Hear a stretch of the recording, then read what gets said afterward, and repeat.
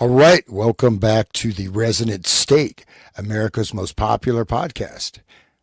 Getting there. All right, and we're continuing again here on this fascinating journey, joined by Mr. Sean McCann with a Swapcast on Wake the Dead, and Mr. William Ramsey, of course, from William Ramsey Investigates. And I'll just do a little recap in this journey. We started out pre-Charlie Kirk, pre-Kirkian America, and we were just primarily looking at the movie The Manchurian Candidate. And then we have progressed thus far into this document, which is revelatory of, I think, to me is pretty compelling in that this shows that these plans and programs were being implemented, including the infrastructure. There was not even in World War II. There was no OSS even, right? There was no CIA. There was none of that existed. Okay. You had military, naval intelligence, I'm sure, army intelligence, whatever, but there was no CIA. There was no OSS. And everyone says, oh, CIA, Project Mockingbird. No, this is the inception with involuntary permanent subjects. What does a permanent subject mean? All right. And one last thing, I just throw this out there just because I kind of went on I'm trying to recover from my deep dive into Russ Dizdar, who's just would have been just down the road from me here in Ohio. And another guy, Wilfred Wong, right? And he is the number one investigator of SRA in England, as Russ Dizdar was, in the United States. And the one thing two things are pretty compelling. Both of them independently came to the conclusion that this is, in a sense, a movement towards a infiltration and a takeover with many, many cells. And Dizdar says the MPD, DID, whatever you choose to call it, is, well, according to him, is 99% of the time an offshoot. It's part of SRA. It is a emanation of SRA, and he's talking about 3 generations of this. So upwards of 10 million possible in the United States. And I'm throwing that out as looking at these mass shootings, right? We were going through like the number of mass shootings, which occasionally now doesn't even get on the friggin' news. I don't think frig is swear, is it? Like frigate ship. But we are on YouTube though. So. I know. But fine line. But anyways, these guys were, and you have to say that, Dizdar was very hardcore, like right in the real deal stuff. And the way he talks about this, here's the one thing is that you see that this stuff is completely out of the news, right? You don't hear about any of these except for, we talked about the Hosanna scandal, but basically there's, the police are trained not to bring up any ritualistic aspects. Do not mention it. Like, as Russ Dizdar says, Dahmer had a bone satanic shrine with a power cone made of human skulls. So, this has been an aspect in many, many of these cases. And I mean, it is, hopefully it's not correct. If it is, then but anyways, it's really scary. But the other thing is that, and this is what, one last thing I'll say is that the covering up of these crimes, which Wilfred Wong, so both of them off the grid or off the map. Wilfred Wong arrested, jailed for 17 years for rescuing a girl from foster care that was being sexually abused by her father, and they had all the testimony, and the courts were going to give her back to her father. 17 years in jail, plus an additional 2 for something or other. So he's off the map, like he's gone. And Russ Dizdar, who, seemed relatively healthy, 65 years old, just drops dead. And his wife. And his wife 2 weeks later. Right. So it was during COVID. They put them on the freaking breathing apparatus and they died, just like Rob Skiba. To me, they were all murdered. It was just covered up. It was murder by a hospital. I agree. So, yeah. I mean, the people knew. Like the stats that were out there were like, if you go on the respirator, like 80% of the people don't come off. You're gone. So, and we talked about who works at the hospitals You know, who works in the local PTA? You know, like these people, the 10,000 sleeper cells or whatever that Russ Dizdar was talking about, are all infiltrated into all these pieces of society, parts of society where they are directing, they're doing their orders, you know. Anyway, please continue, Hans. Well, no, I mean, and that's one thing that that Wilfred Wong was talking about is he said he started this, he's done this for like 30 years, right? Kind of just like this. So he said, you know, there was a BBC documentary in the early 90s. There were squads, the social services were part of it. Now it's completely reversed. And even judges who are directly tied to occult circles and satanic circles are judging these cases, and the police infiltrated. You have the social services completely infiltrated, right? And one thing Dizdar talks about is these particular demonic summonings for invisibility, for darkness, for being hidden. And this is very, very common. Again, plus the level of infiltration, because they were doing something about this in the 90s and it was getting out there, right? At least to a certain extent. Now, you know what I mean? But why is that? And has it really gone down, or are we looking at it's just so interpenetrated that it's invisible? Very good question. Yeah. Yeah, well, why don't we know? Why is it satanic panic? Why did Gunderson, who was like around McMartin, where there's supposedly ritualistic sex abuse and animal sacrifices, say that Ken Lanning, in my opinion, other than Satanists Aleister Crowley, Anton LaVey, and Michael Aquino, Ken Lanning is probably the most effective and foremost speaker for the satanic movement in this country today or any time in the past. That's the naysayer from the FBI. It's a direct quote. I'm going to bring it up. Watch this. Look at this. This is from the Franklin's cover-up or whatever. And the finders disappeared. Like who swapped that, pushed that under the rug, you know? Like Friends of Animals. Things. Right. Yeah, right. Them too, right? The Scientologists down there, the best friends or whatever. But I mean, like these people are, it is penetrated all parts.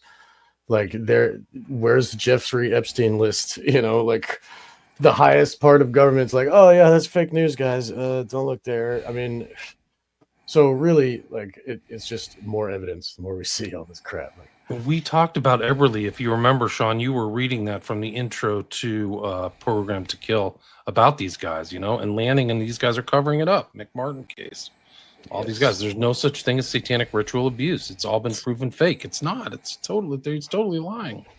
Meanwhile, in Utah, they got these real cases, and you know, which actually didn't. The Utah case got disappeared too.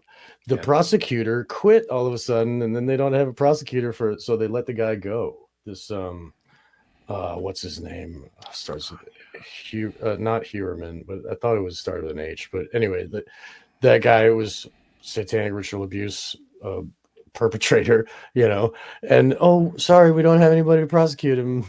Just let him go. Like, what the hell, dude? That's not justice at all. And it's obviously like built that way. The whole system is built for that, you know, like. Yeah. Well, you know, and then, you know, you have all these different cartels, and you have Guatemalans, Hondurans. And what I learned from Dizdar is that there's all these other kind of cultic voodoo type of religions that are also very powerful, some of which are more powerful than voodoo, right? And these are, I forget, like Paulo Gris or whatever, and some other, you know, other ones. So all these different groups and circles have their own demonic type of summoning ritual spell. And then you tie that in with the SRA and also installing these types of energies into some of these multiple segments.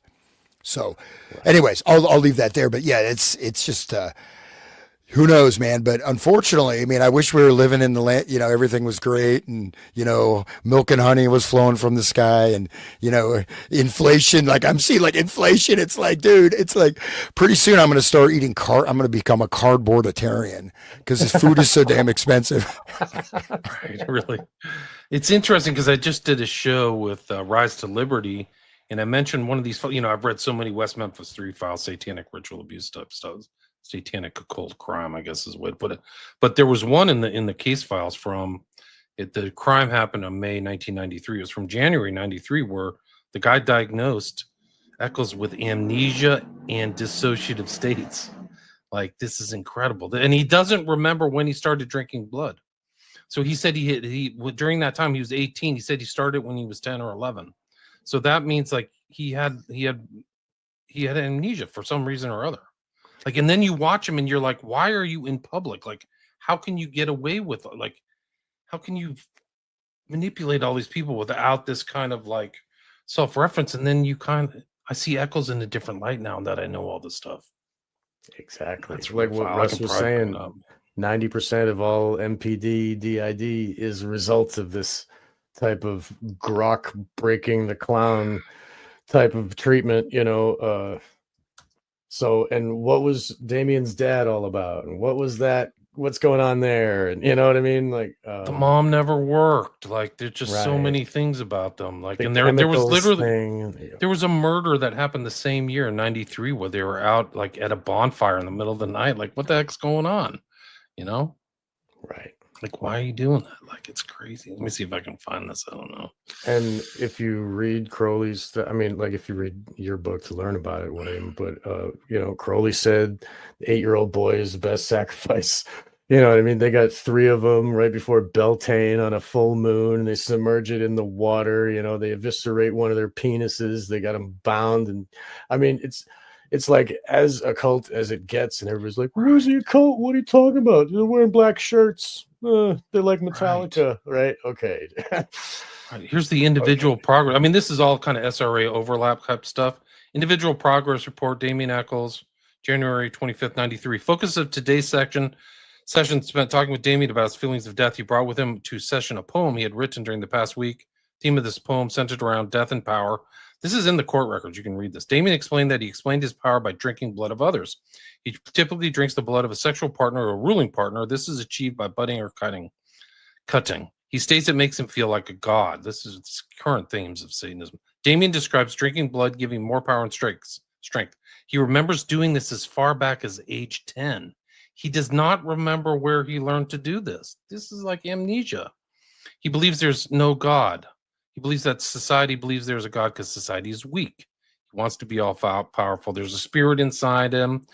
Oh, sorry. He discussed how some of this is related to his experiences as a child. He acknowledges that some of this is related to his childhood abuse, trauma. This is like child ritual abuse. Wow. They're admitting it right here. He's admitting it. The spirit was put inside him last year. So this is like a double personality thing, right? Indicate that a month ago, the spirit decided to be part of him. When questioned how he feels about the spirit, what the difference is, he's able to relate. He feels stronger, more powerful with the spirit. He has not seen the spirit, but he does have this. In addition, he reports conversations with demons and other spirits. This is achieved through ritual. He denies that he is satanic, seeing himself more as being involved in demonology. Dude, thanks, Damien. Yeah. Man, you're an intellectual. It becomes more noticeable today, and talking with Damien, that he has many things from childhood he simply does not remember. This is believed to be a dissociative response to trauma issues. Wow. He's a traumatic mind control guy. Isn't that deep, man? That's why he's out there all the time. Like he may not even remember, like Suran. Crazy. Well, have you guys seen the movie Him that just came out? Oh, no, so gay. I could not finish, dude. I got 20 minutes in. I'm like, this is the grossest, gayest thing I've ever seen. Dude, when they're like, I watched it twice, bro. What are you saying? Was it streaming? Did you watch it streaming? No, I did some pirate site. Yeah, I wouldn't pay for that crap, dude. Dude, so like there's this scene. Okay, I'm just gonna say for everybody, warning everybody, right? So the dude gets accepted into this like training camp where he's training and learning how to be like tough guy. And if you're not watching, if you're just listening, it is a gay porno. I swear to God. Like they're like, and then there's like one of them's laying on the ground and he's got his knee up and the other one's got his knee and is like pushing on it and like doing this gyrating push. That was my favorite scene, dude. And then, but if you close your eyes and listen, one of them's like talking about how like, oh, do you even stretch? And the other one's like, oh, you're so big. And the other guy's like, oh, you're next. Like, dude, it's like a gangbang of like, do you It's sick. It's Oh, I'm sorry, you guys. so you're too couldn't watch homophobic. it. I couldn't take it seriously. You homophobe. You homophobe. You phobe. We got a phobe. We got I'm afraid. I'm so afraid. I was doing a. I I was doing a show the other day because I'm playing sitar, and I said, "Oh, my butt hurts. It hurts because I'm sitting." But he's like, "Oh, why are you telling me that?" I mean, I have these. I don't know why. It's like the sitar like attracts gay men. I remember I'm holding it. This guy came up like on his roller Big skates. phallus. He's like, "Hey, that's so big. It must be really hard to play." Oh, are you stretching it? But anyways, back to the movie. Sorry. Here's this guy. Sorry, Somebody guys. comment was kiss Sorry, yes on guys. Wong. I saw Atwood's cowardice when Wong was arrested and imprisoned. He acted like Wong never existed. Such a compassionate man. I've watched everything I can with Wong. Yeah. So. No, he was a real hero, and he really completely just. And the thing was, he was so clear, right? He was just absolutely, fearless and so compassionate, and so and that's an insane prison sentence. Even if you did take the kid from, they got these Somalian rapes like 20 people. Oh, one, slap on the wrist, go back out and do it again. They let people go for serious violent crimes, and this guy's 17 years, no one was injured. Now, supposedly he did hold a knife to the social worker's neck, but then who knows if that happened or not. But 17 years, dude. Do you remember the Franklin scandal? How the one girl who didn't recant was like sent to jail indefinitely until she recanted. Like, that's right. what? How are you going to get truth if that's how it's happening in the courts? They're in on it. That's the power, baby. That's it. Yeah, but so anyways, the movie Him, it doesn't really have a plot, but basically the guy is a up and coming football player, ends up, gets his head injury by this guy wearing a weird demon mask, and then turns out that Just as Sir Nunos, basically. Yep, exactly. So anyways, when he gets with this guy, he's staying in this guy's huge compound. The guy's wife is out of town, whatever. Turns out his secret is blood injections. He drinks blood. He gets the blood, and then the blood goes back. They call it the GOAT, the greatest of all time, the GOAT. So it's from the original GOAT, the first greatest football player of all time. It's his blood, and they all drink it, so he has to drink it, and he gets the power from the blood. So that is, and the movie itself, like, it doesn't really, to me, that's kind of a mind control, working, you know what I mean?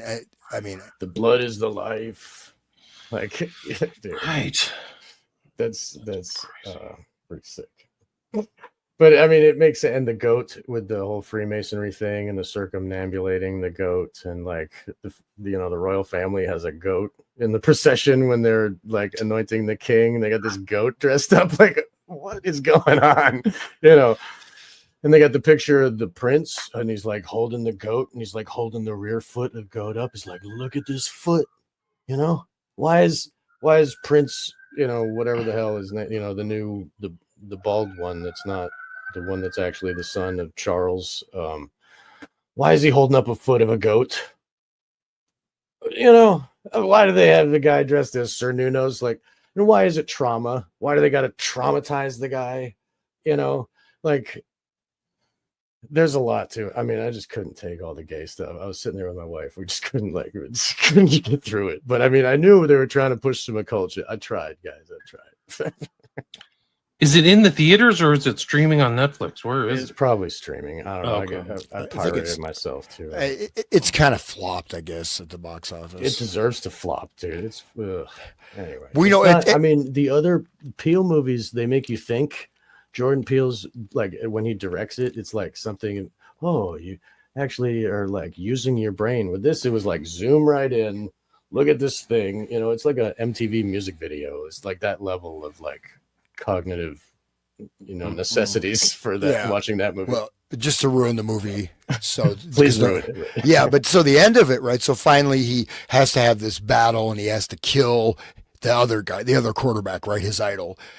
He goes out to this open courtyard, and then there's this big pentagram, and then there's a book of blood he has to sign, and then all the team owners, whoever they are, and all the media people, they're all wearing different animal masks, right? Right there, Of course. Yeah, and then Sure. but then what he does is he takes a sword and kills everybody. And then he just walks away. So, but then the question, He's is, James T. Kirk. He fucking does. He goes against the rules. I'm sorry. well, no, but then the question is, the thing is, it's not, is he actually redeemed, or is he just now he's a killer, right? Because you know what I mean? Because he didn't, he literally kills every single person there. That was the initiation. Now he's the greatest because he kills everything. Right? Yeah. Yeah. So it doesn't imply that he's not going on that path. He just wants to get a higher level on the pyramid. Right.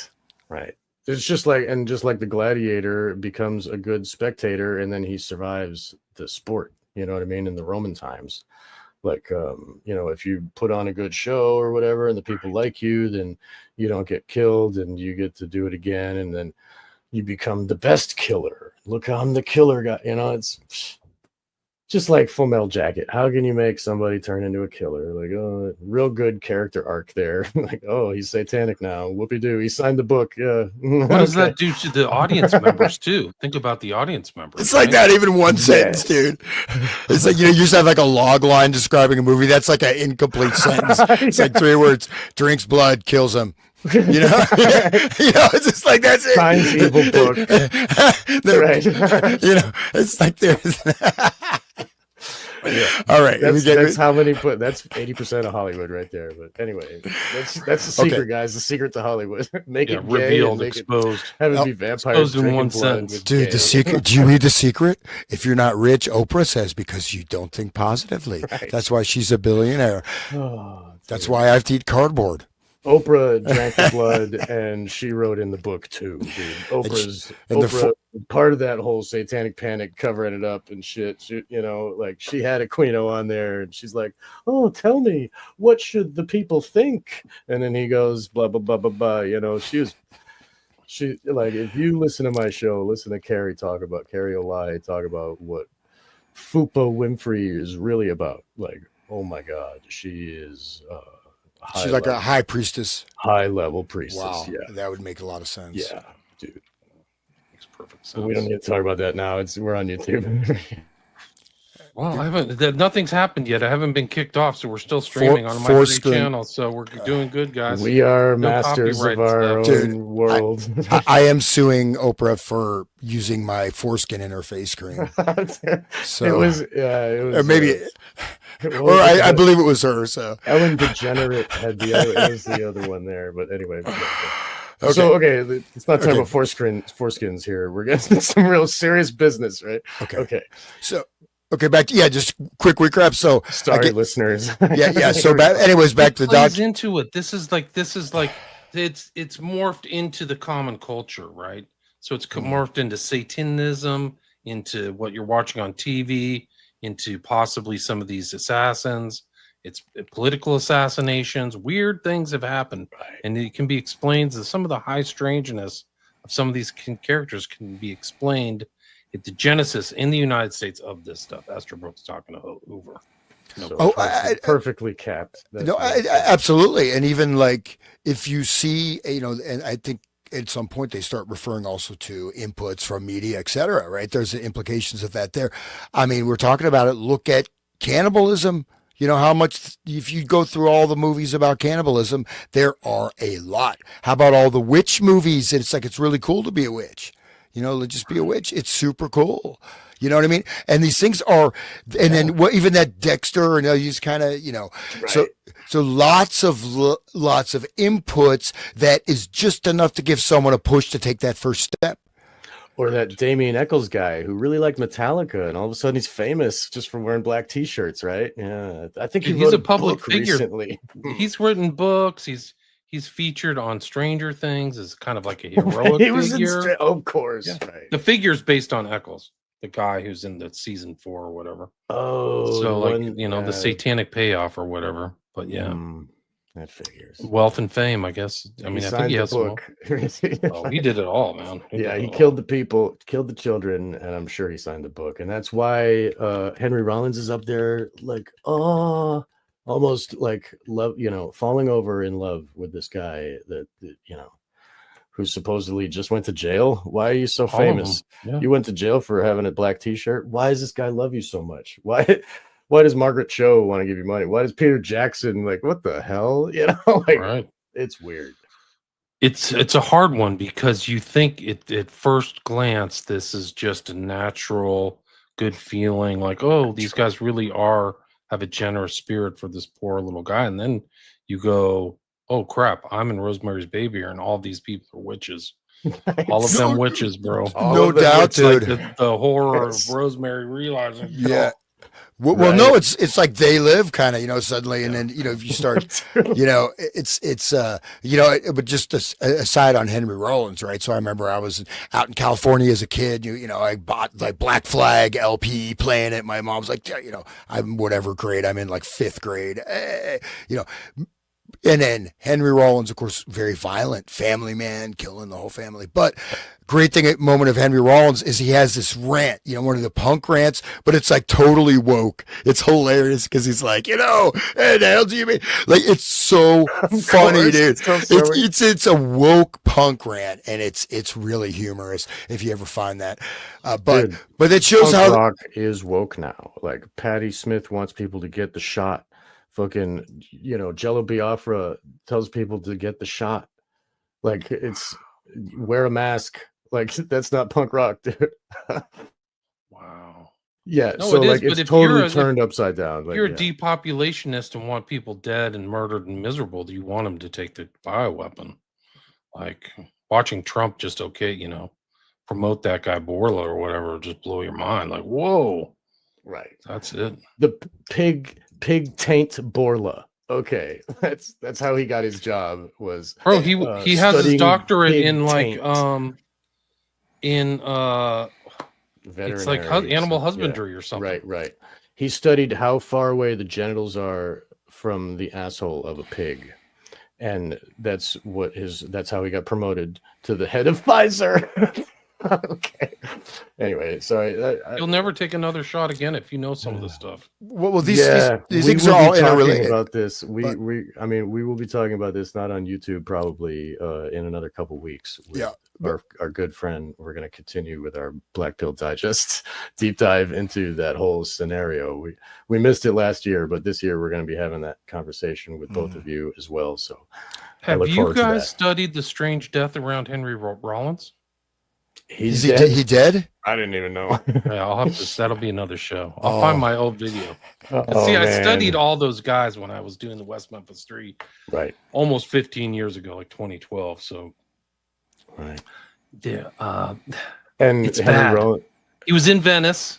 He was with his roommate, and they supposedly got jumped by 2 black guys, and he luckily dodged the bullet, but the other guy got shot, and then they got away and never got busted. The people who supposedly did it. And then the father's like, I don't believe in her own story. I'll look it up. Like, it's crazy. Wow. Yeah, it's bad. It's really bad. So he was involved in the murder of another person? I didn't say that. I said that there was somebody who was murdered. Oh, wow. And supposedly the black guys did it, right? Wow. Kind of like Amanda Knox, Right?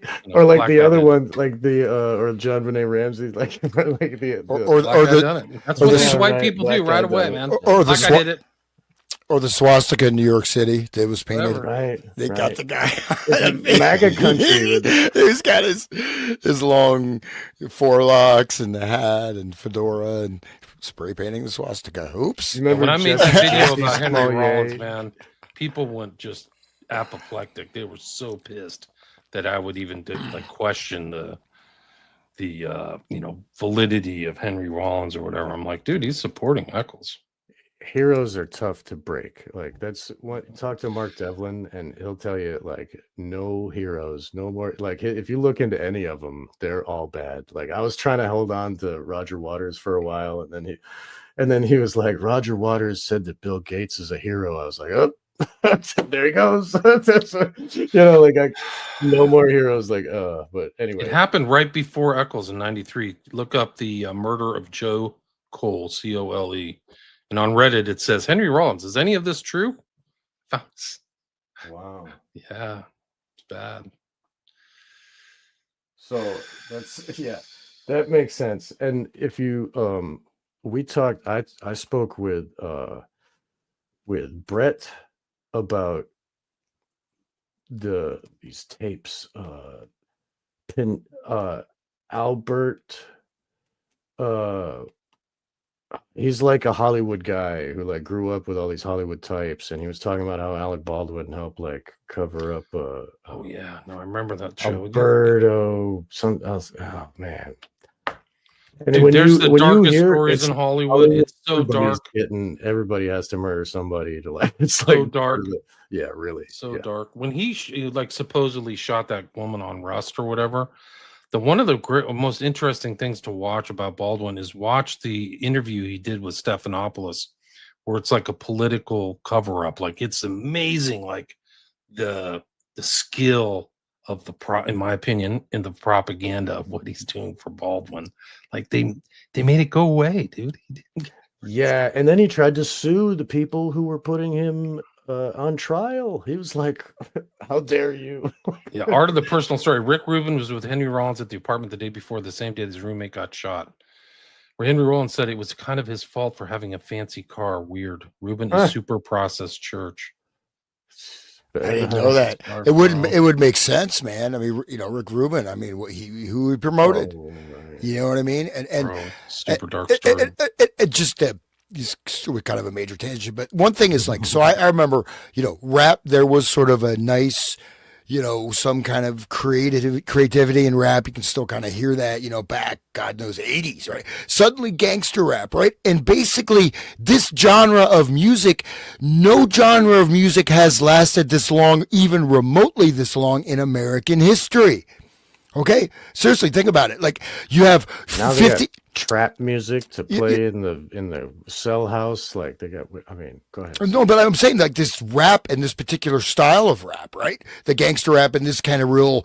It's branched out. I was saying it more. Oh yeah. But I mean, it's branched out, but still that style, right? I mean, you've got think about 50s rock, right? So when that was current, I mean, people still like to listen to Elvis or whatever, but as a living genre, that lasted 4 or 5 years. Even psychedelic rock, this was current. Now people can retread, but it's not. You know what I mean? There's certain things, styles will come and go. Disco, even funk. I play funk, but then funk had its heyday at a certain period. But this particular thing is just subsumed almost all of music for like 30 years, man. With only de-evolution, like straight up de-evolution, man. And if you look at the state of it now, you got Lil Nas X. We were talking about that with the Cleapot stuff. I mean, how they've devolved it into, selling 666 shoes with human blood in it. Like, why you got to do that to be famous? Like, you know what I'm saying? It's really Anyway, and then and P. Diddy gets away with it, like his whole rap scene, like that whole thing, like. Why does he get that's fine. You let him go. It's fine. Just Epstein. Oh, he's dead. So got to be careful or whatever Bill Gates said. Like, oh, he's dead. Got to be careful. Like, what is that what the higher order is watching? And if you do it wrong, you'll be dead too. Is that what Bill Gates is trying to say? Like, you better not ask those questions. Right, the type of control that they have, like those of us that aren't Grok the clown, we have to be like they have to intimidate us and they make examples and stuff. That's why Wong got 17 years to scare all of us into submission and like give all of us the learned helplessness that there is no justice and we have to just let our children be fed to this evil. I mean, it's all learned helplessness. The same thing. It's trauma to the public of all of us when we see the injustice, and we hear of these stories. Look what they did to Julian Assange, trumped up charges. 2 so-called like Right. rape cases, which weren't rape. They're voluntary. I think they set him up with a honey trap, and then the girls kind of come. Oh, he didn't use a rubber or something, and then they misled the public saying he raped them. It's like, no, this is consensual stuff, man. They went home. He went back to their place. So like he went back to the woman's place. Like the guy was a minor celebrity, so he was like, right. And what did he the do? benefits of a man who likes women, whatever you want to call it. But like he was not Cis male. Ugh. yeah, he wasn't married. So Right. like he's free to do what he chooses, right? And there's no shame they in just that. turn that, and it's all a bunch of rapists that are trying to do it to it. They rape all mind children, control, you know, bro. like, All oh mind man, control. yeah, dude. Well, no, then you got like the Me Too movement, but I mean, you look at like, you know, Diddy was like, he was Diddying it up, man. You know, he was corrupting people, his freak offs. I mean, absolutely debasing people, dehumanizing, you know, really disgusting. Humiliating, yeah. Yeah, disgusting stuff, orgiastic stuff, and then what, he's drinking beer in his minimum security jail. He's probably going out golfing with Bill Gates. Hi, P. Diddy. Let's go golf. You got some good. Let's do some crack. Good thing you're not dead like the other guy, huh? Well, there's strange deaths. His wife, didn't his ex-wife say that he got her or something like that? He poisoned her or something.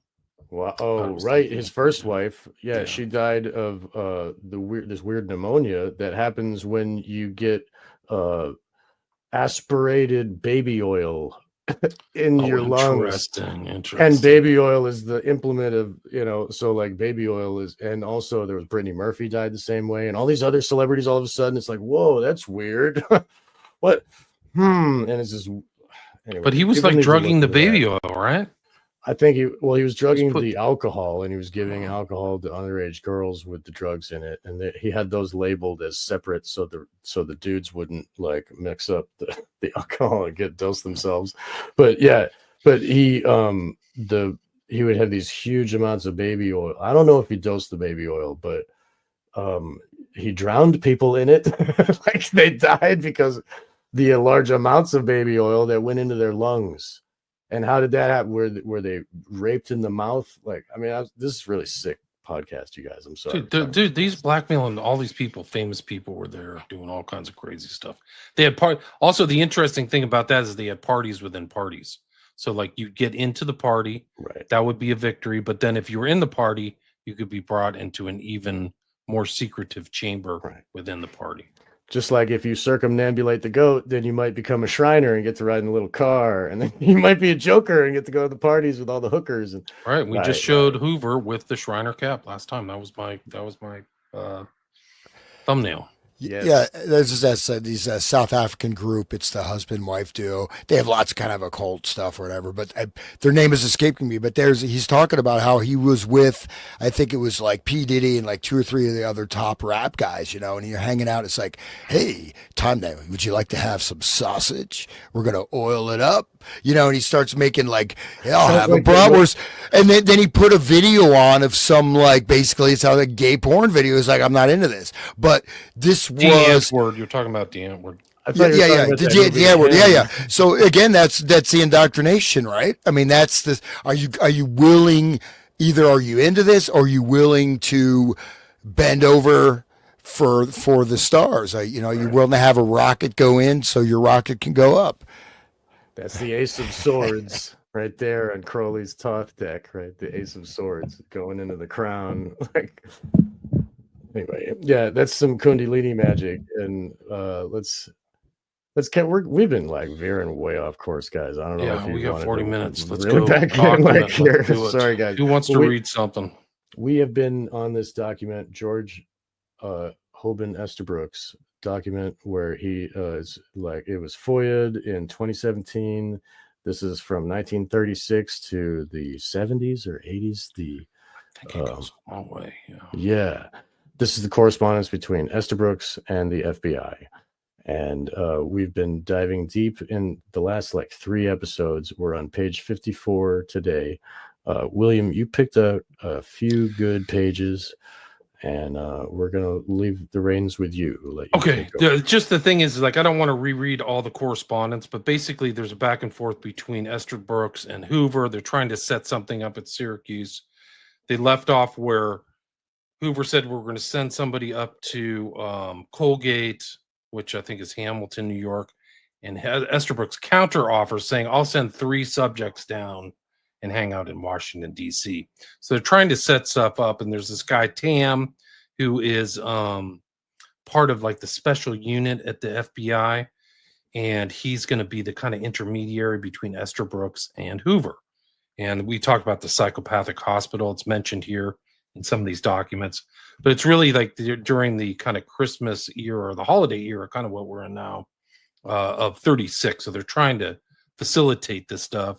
There's back and forths.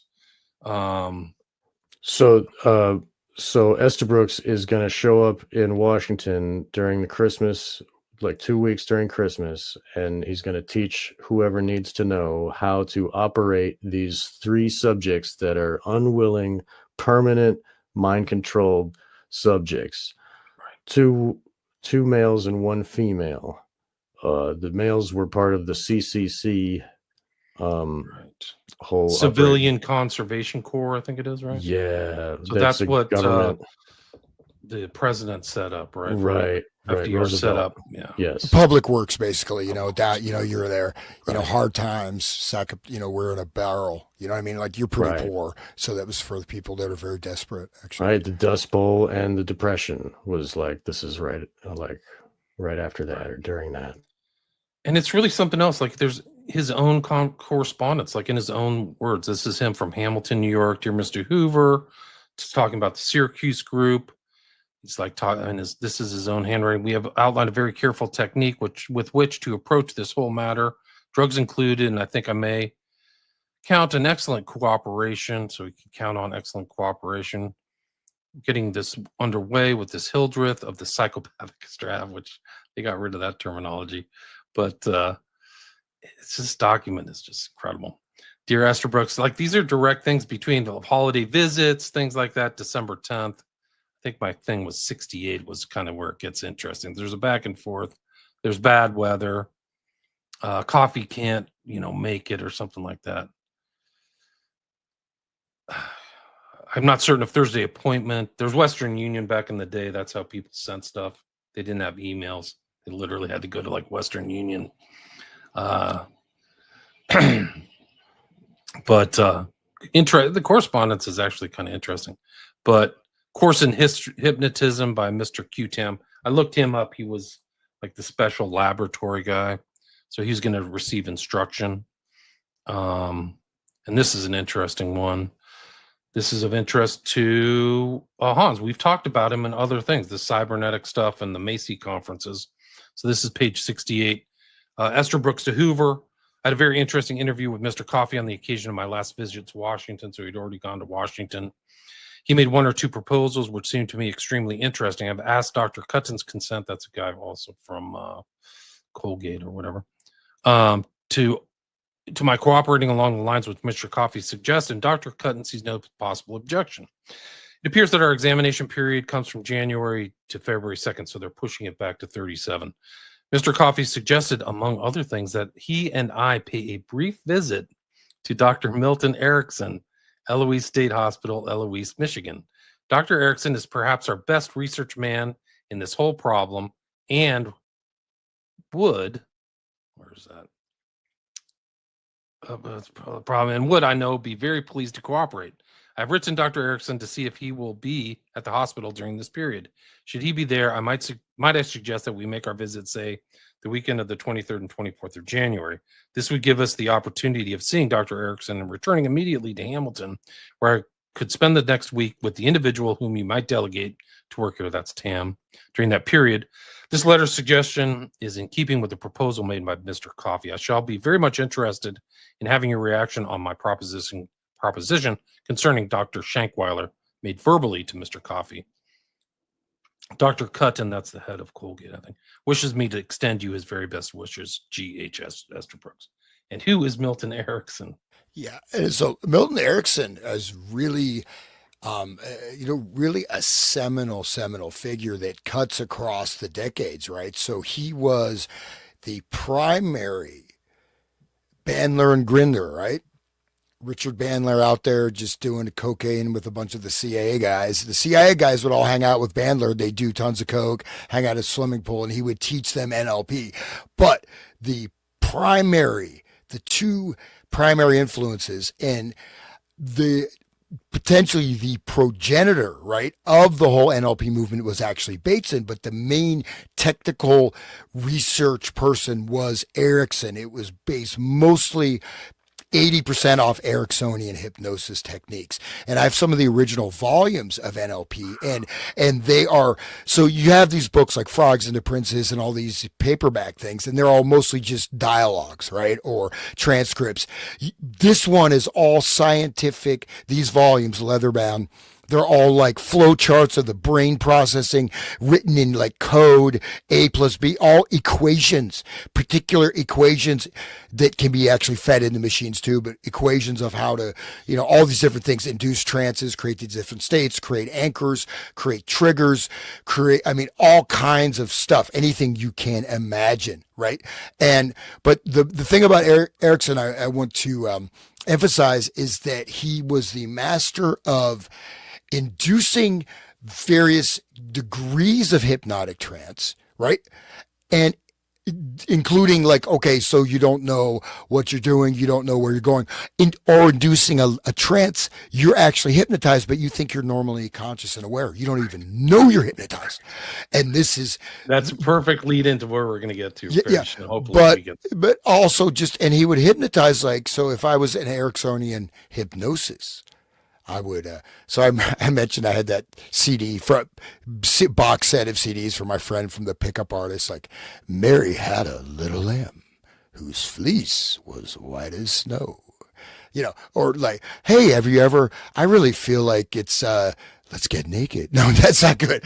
Like something not like that, but embedding, hello, it's nice to see you and it's great to be here. And so let's go find a particular way that okay, this is not, obviously I don't know Ericksonian hypnosis, but basically in a lot of times he'll talk and you ever hear some people talk and it's kind of like, almost seems kind of like you can kind of follow what they're saying, but it's kind of not word salad, but kind of seems kind of disjointed or whatever.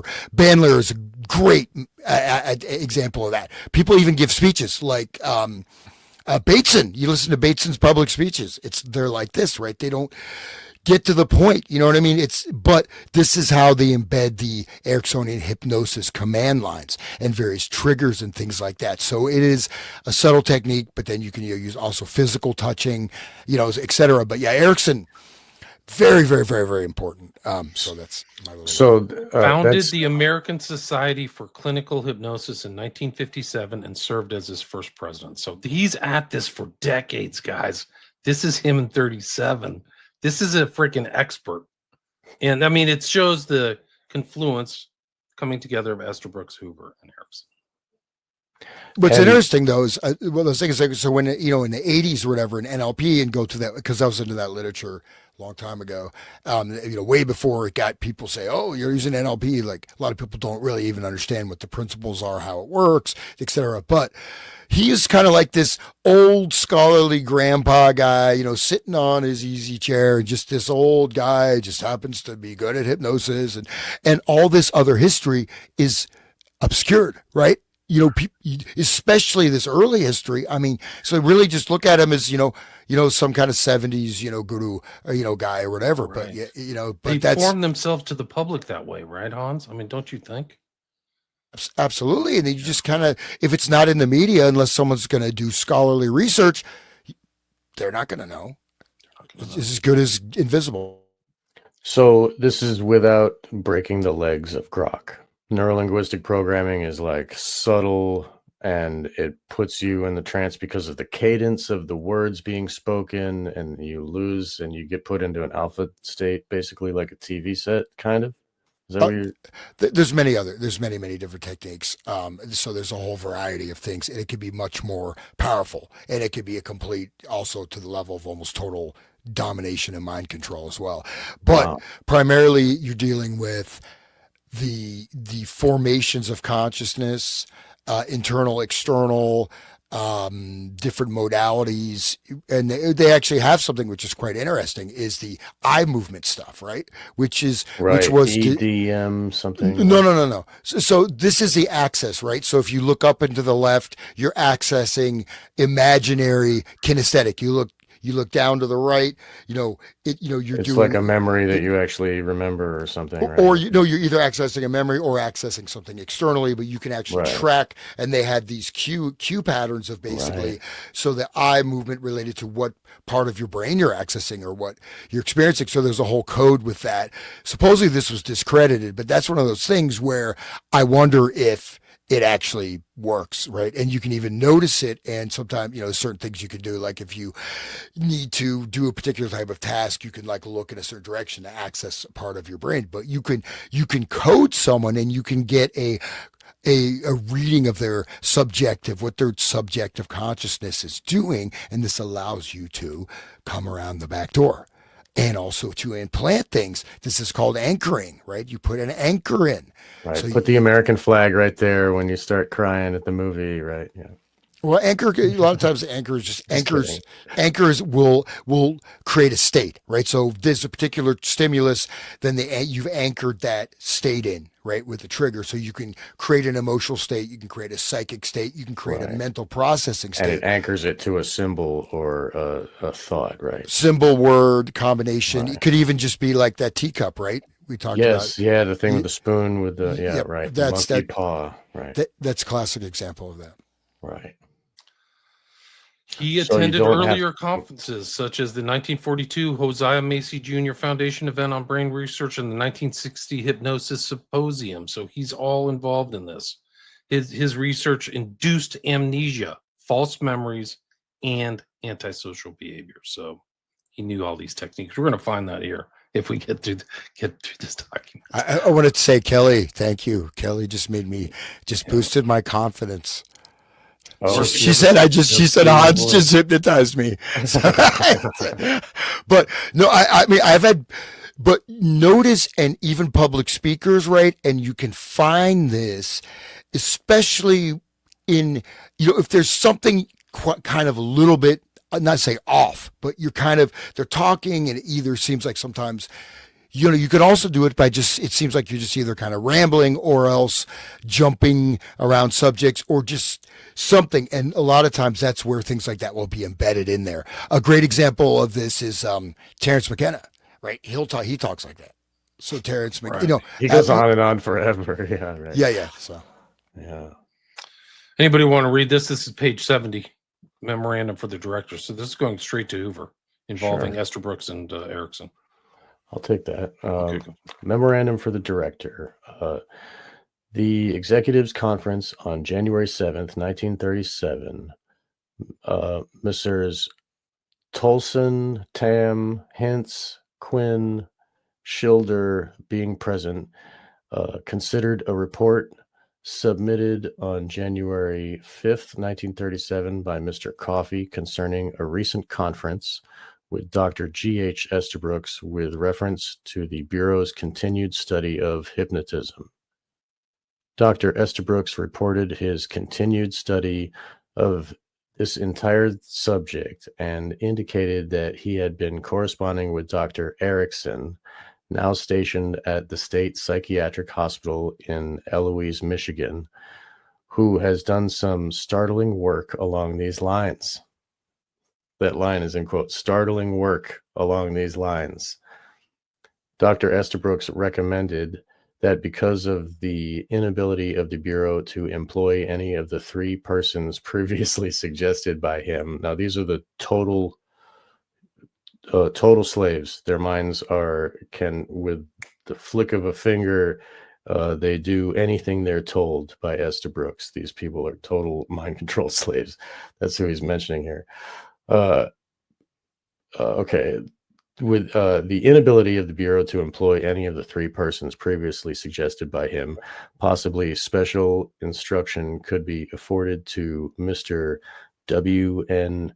Shankweiler, present applicant for a position as special agent in the Bureau, whose file indicates that he plans to accept appointment in June of this year.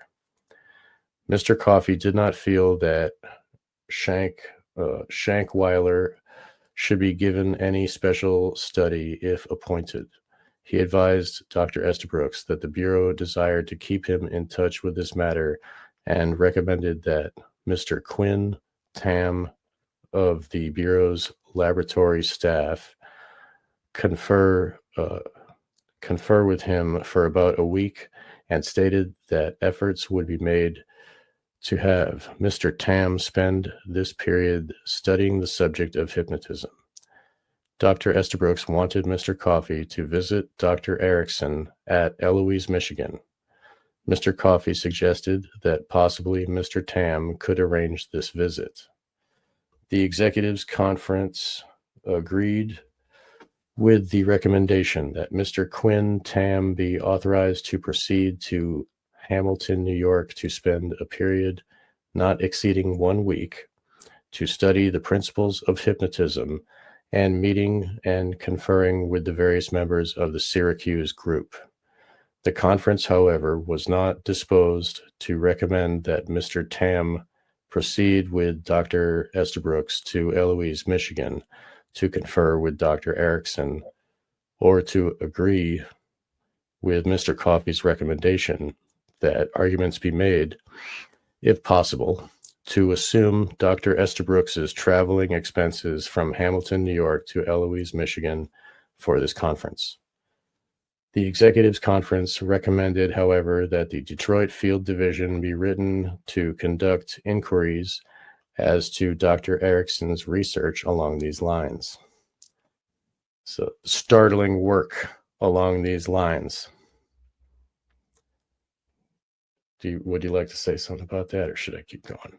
Eloise is a suburb of Detroit, so it's basically back when Detroit was a semi-functioning city. But I just want to call attention to there now. It looks like everything was in place to get those 3 people in DC, but to make sure they have no connection with the Bureau. Exactly. So yeah, and suddenly they just like, and again, this is happening pretty quickly. So there's nothing in between saying, okay, we can't proceed as planned. We just have to make sure that it's not connected with us. So this is right here, it looks like they already had brought them there. It's already set up, but now it's like, oh, we couldn't do it. You know what I mean? So I think that's just, I don't know. To me, that's, it may have happened. Fishy. Maybe this is just baloney. This is a classified doc. Some of the scribblings on this doc are interesting. It shows how many people looked at it or signed off. You can see their signatures, and it goes to Tolson, and it's supposed to go, I think, to J. Edgar Hoover and all these other bigwigs at the FBI. So Clyde Tolson actually signed it, so totally involved in all this stuff. It just is just another one. They're setting up a conference. They're just notifying people. This is the 5th. There's kind of an interesting thing on this. It's basically Dr. Estabrooks stated 2 experiments have been conducted using nitrous oxide, but they were not successful in hypnotizing the subject while under the influence of the anesthetic. He attributes the failure, however, to the particular subject used, pointing out that he was a chronic alcoholic and of a very nervous temperament. Dr. Estabrooks stated that it was necessary to slow up further actual experiments for 2 reasons. 1, the extreme difficulty of him getting to Syracuse in the winter weather due to the impassable condition of the roads, and 2, the desire of the group to research a little further into existing literature before proceeding with other subjects and experiments. So it's just kind of, let's see. Estabrooks also informed me that he'd been corresponding on the subject with the Dr. Erickson. So they don't know the importance of Erickson. Maybe Erickson isn't as important yet. Now stationed at the State Psychiatric Hospital at Eloise, Michigan in Detroit, that Erickson has recently done some startling work, like you mentioned, in connection with a criminal subject who was the victim of amnesia. According to Dr. Estabrooks, Dr. Erickson was able to get the subject to recount his entire past history, including his criminal activities, all under the influence of hypnotism. And then they mentioned the 3 guys, like you mentioned, the mind control slaves. Dr. Estabrooks stated that in light of the inability of the Bureau to employ any of the 3 persons whom he previously named to be used as experimental subjects here in Washington, he had an alternate suggestion to make, namely that he would give some special instruction to Shankweiler who's now a professor of classical literature at Colgate, and who has an application for appointment as a special agent before the Bureau. Estabrooks pointed out that Shankweiler would then have the special training in the event he enters on duty with the Bureau as a special agent. I have since examined Shankweiler's personal file, and it would appear it has been tendered an appointment as special agent and plans to accept in June of 37. Hypnotic work, further possibilities. Estabrooks apparently reconciled himself to the fact that the Bureau could not now appoint any of his devotees on the subject, and was of the opinion that one of the laboratory staff could help keep in touch with the situation, particularly if he made a study of the principles of hypnotism. Employee visit him in Hamilton. Estabrooks also very anxious that I meet more with the Syracuse group. And this is kind of just correspondence. They're trying to figure everything out, going back and forth. But I think the next one was 76. But this is all really important. Like they're just corresponding, like familiarizing themselves with each other, Hoover and Estabrooks. But I think the next one was 76.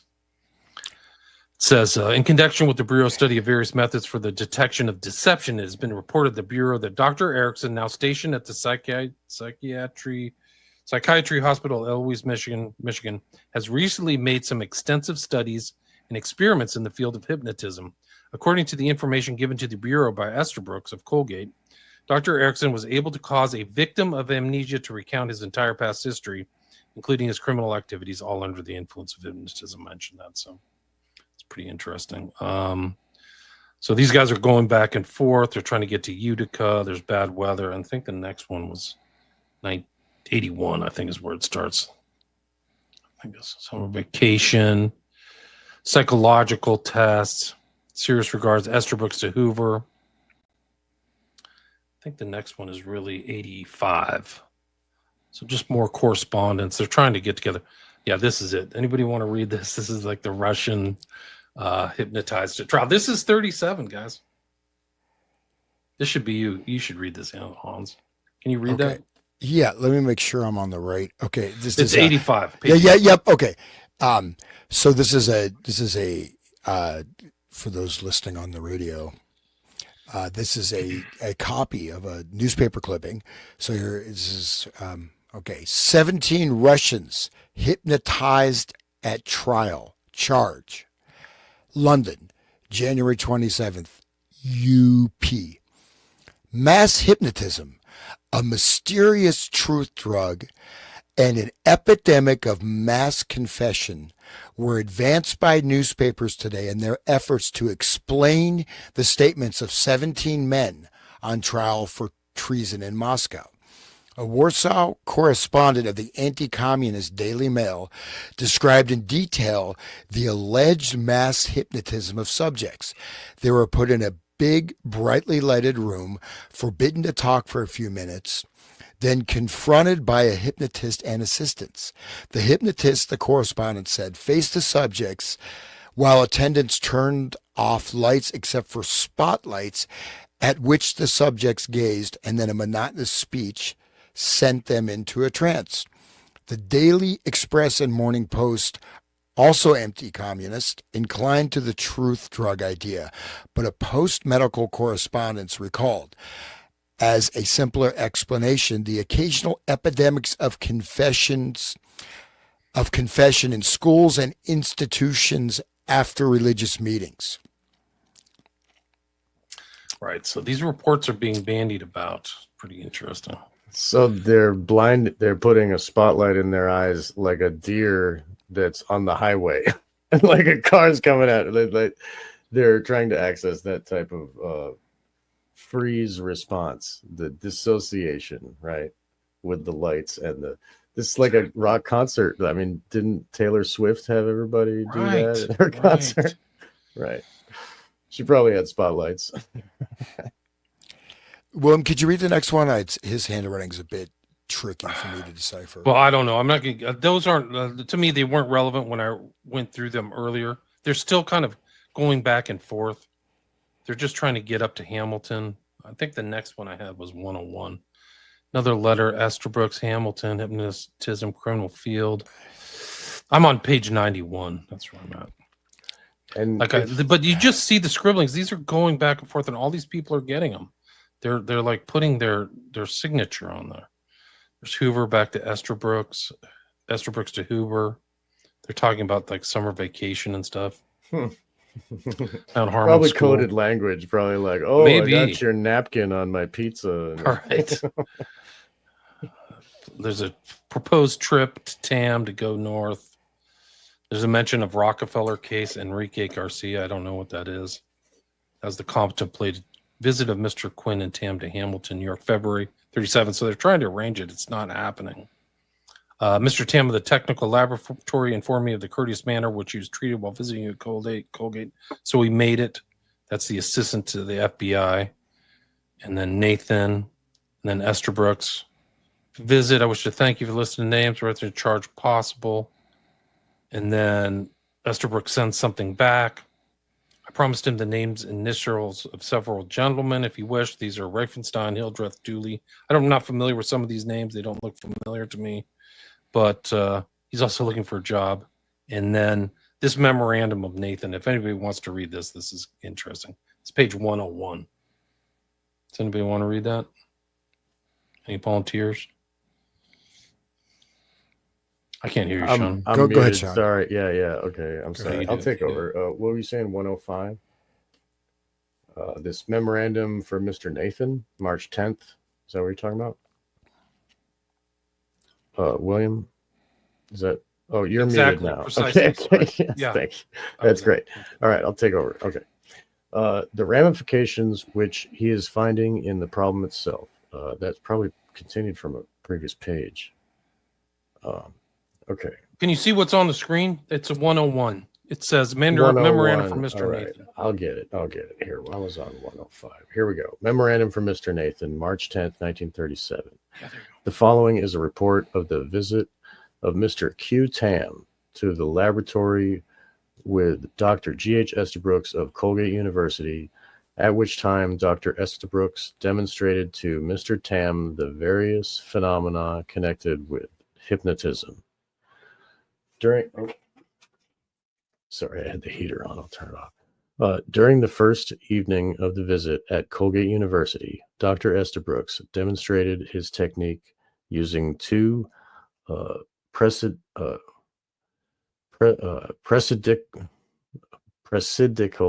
pre-medical. All right, that's an M. All right, sorry. This is a mimeograph. We're having a these are hard documents to read. And some of it's a millennial moment. It's okay. Oh, you bastard! I'll never live that down now. Handwritten ones are impossible to read. Right, it's right. But anybody can download them and decipher them themselves. I posted it on my send us the stuff. If you have like things that we missed or anything, please send us an email. You can contact Sean or Hans or me. Yes. Send us an email. If you have any thoughts or comments or questions, we'll look at the comments here after we're done with this document. Yes. Okay, that'd be great. So two pre-medical students from whom he had picked from a group of 10 students as being possible hypnotic subjects.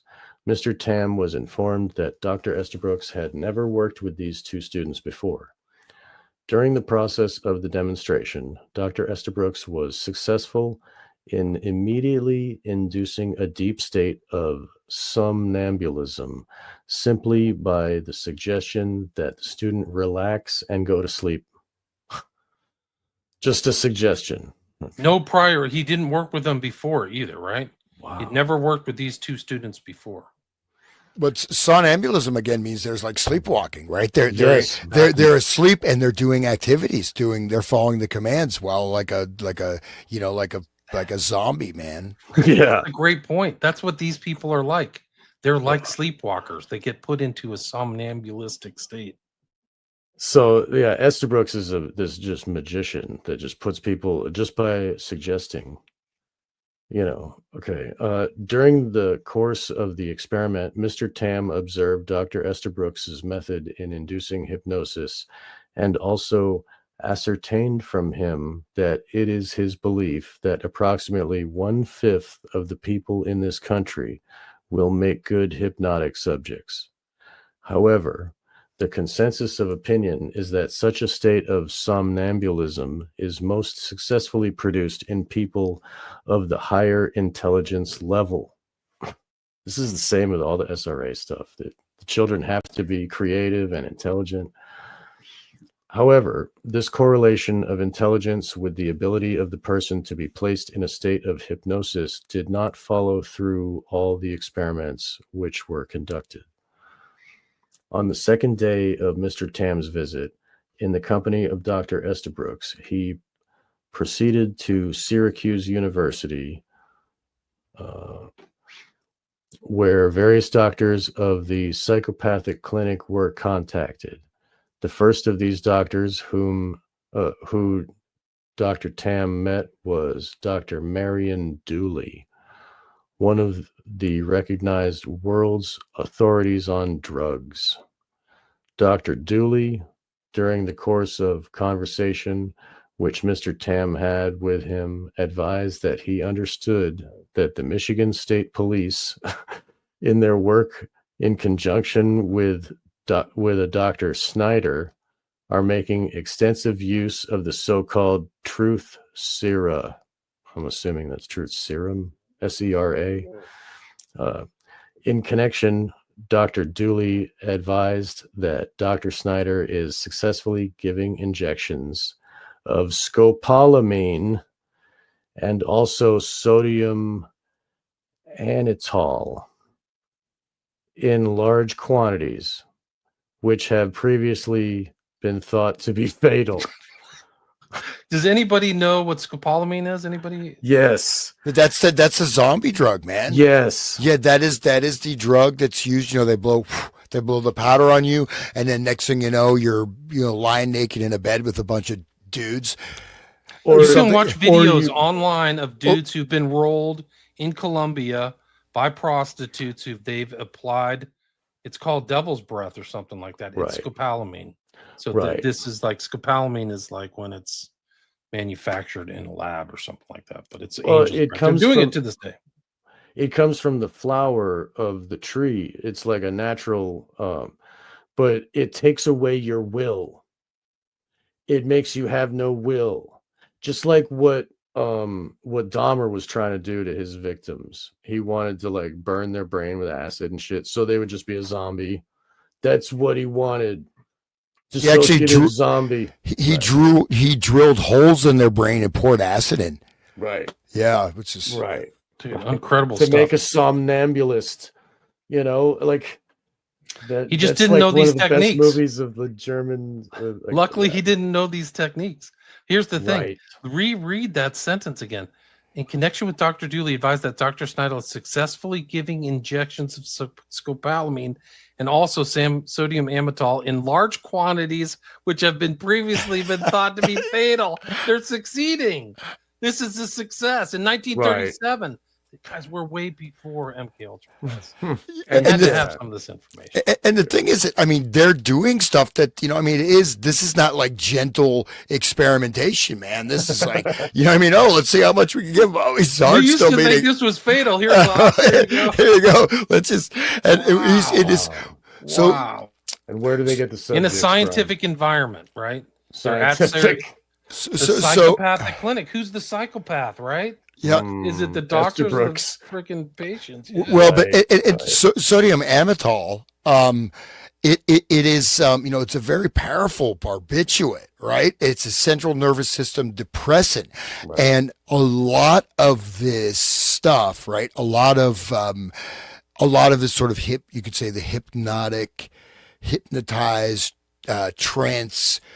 transformed world we live in is because of when you have everything with your parasympathetic sympathetic nervous system, the central nervous system can control, right? That becomes a controller where you're just literally on the surface of your life and your central nervous system is moving. So in a sense, this is and it also affects brain hemispheres, right? So sodium amytal mixed with scopolamine, man, that is a hard, this is a very hardcore drug, man. You know what I mean? This is not sodium pentothal, right? So amytal was the Eli Lilly. I guess it's not available anymore. If anybody has any, Probably because it's fatal. I'd like to try it. No, I'm just kidding. Yeah, right. Yeah, let's try that. Split your hemispheres. No. You know, but I mean, it can And be previously thought to be fatal. That's Right. But I mean, what doesn't right. That's the whole thing. People have to understand how important classification is to a functioning liberal society based upon freedom and liberty. None of this stuff was ever publicized until 2017. The guy at Black Vault found it. So Greenwald or whatever. So this is like incredible what they're doing, but the public never, historians probably didn't know this. I would like to find a historian who actually has this information in their books about, there's no books about Estabrooks. There's his books, but there's very little about Estabrooks outside of McGowan or some of these other characters. Maybe it's in Operation Mind Control or the Search for the Manchurian Candidate. But Boer, like, yeah. I don't even think this. I've read Operation Mind Control. This information isn't in there. Yeah, no, this, yeah, but also, Sarah, right? Que sera, right? So truth sera, you know what I mean? They may be making a reference to that que sera, you know what I mean? Like whatever will be, or, like basically, in that way, like, it's like we get to, I mean, this is a bit of a leap, but like, que sera, well, we just injected him with like this, 20 different drugs that are like, even in small doses, are incredibly powerful. Oh, he's still alive. Que sera, true sera. So I think, there may be a little, because of course they know how to spell serum. Right. And the reason they're using that word, and that's a Latin reference, right? Que sera. So I think that's indicative of also their cavalier attitude towards their subjects. But this is it. They're using hypnosis and drugs together at very early, at 1937, in a clinical environment. So do you mind continuing, Sean? No, I'd be happy to. Let's see. Okay. Dr. Dooley advises that, here, let me turn off the heater 1 second. Dr. Dooley advises that he understands that Dr. Snyder of the Michigan State Police is being extremely successful in his use of the so-called truth serum. And so this is a cop doing this to people, like inject. Oh man. Okay. Yeah, finish the sentence and read it. I'm sorry. Okay, here we go. Dr. Dooley advises that he understands that Dr. Snyder of the Michigan State Police is being extremely successful in his use of the so-called truth serum, but that publication of any of the work being done has been withheld. Mr. Tam also asked Dr. Dooley about the use of oxygen, such as is being made in hospitals at the present time to reduce the air tension in special rooms. What's that about? How would that affect your consciousness if there's less oxygen? Dude, they do. I don't know. I've heard that casinos in Vegas increase oxygen. Right. It keeps, to keep gives you awake. More energy. Yeah. Keeps you awake. They want to induce the somnambulism. They want to make sleep. Right. Yeah. But one thing that we don't really think about, not to make people freak out, but let's just be totally paranoid. We got the black awakening is coming. We got all these cells of chosen ones, mind-controlled assassins ready to wake up at any moment. But the black flame. But with scents, right? Smells, like that's something also they use. I mean, because also inhaled drugs, right? But very small particle content in atmospheres, in schools, in shopping places. Like sometimes you notice like kind of and Fitch, like weird smells, but you also have the memory that's like an NLP thing, right? Triggering, but also who knows, like some of these drugs or things like that just being put, into the air conditioning or whatever. Or into the police interrogation room. What, the police are doing this? Like, I don't like this, I'm saying anyway. Dude, they're thinking about it. That's what's crazy. Right. So, okay. I'm just glad Damien Eccles isn't a Satanist. I feel. Right. He just likes the moon. It's satanic panic, guys. It's satanic panic. Stop panicking. Stop panicking. I'm a demonologist. Theorist. Yeah, I'm just a conspiracy theorist. Yeah, stop engaging in satanic panic, conspiracy theorist. Are you crazy? I better go to work and believe the TV. Yeah. How could you doubt the FBI story in anything? Right. Tyler Right. Robinson killed Charlie Kirk with a 30-06. And the bullet disappeared. It exploded his no. heart, but it's not there. We can't Exploded his find heart. it. It stopped at his spine. Right. And then it bounced his heart and went back up. And it's like a magic bullet. It's like incredible. Magic bullet. They're trying to pull that. You guys are asking way too many questions. Again. Go huff some oxygen and some scopolamine and shut up. That might be fun, actually. Here we go. Okay, moving on. So in this connection, Dr. Dooley, reduce the air tension in special rooms, right? In this connection, Dr. Dooley advised that the use of oxygen in this form produces a mild state of intoxication and is used in a great number of dementia praecox is what it's called. I think that's what they called it. Cases. Okay, so that's like a Latin term for a judicial thing. Alzheimer's. Basically Alzheimer's. Oh, I see. My grandmother had that. Yeah.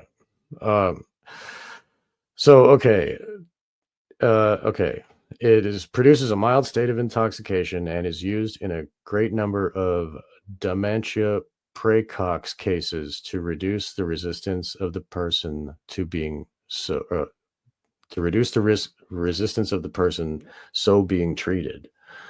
People that with dementia can fight the doctors. It's really sad sometimes to see what happens.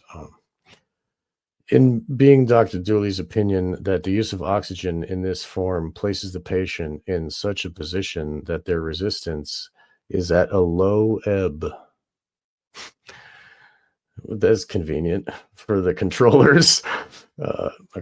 After the conference, as set out above, Mr. Tam had a conference with Dr. E.C. Reifenstein, Jr., and a Dr. Hildreth. Dr. Reifenstein is the intern in the hospital conducted by the Psychopathic Clinic of Syracuse University, and has had a good deal of experience in hypnosis, having taken training under Professor Wells, formerly of Syracuse University, and recognized at one time as one of the world's foremost authorities on hypnosis.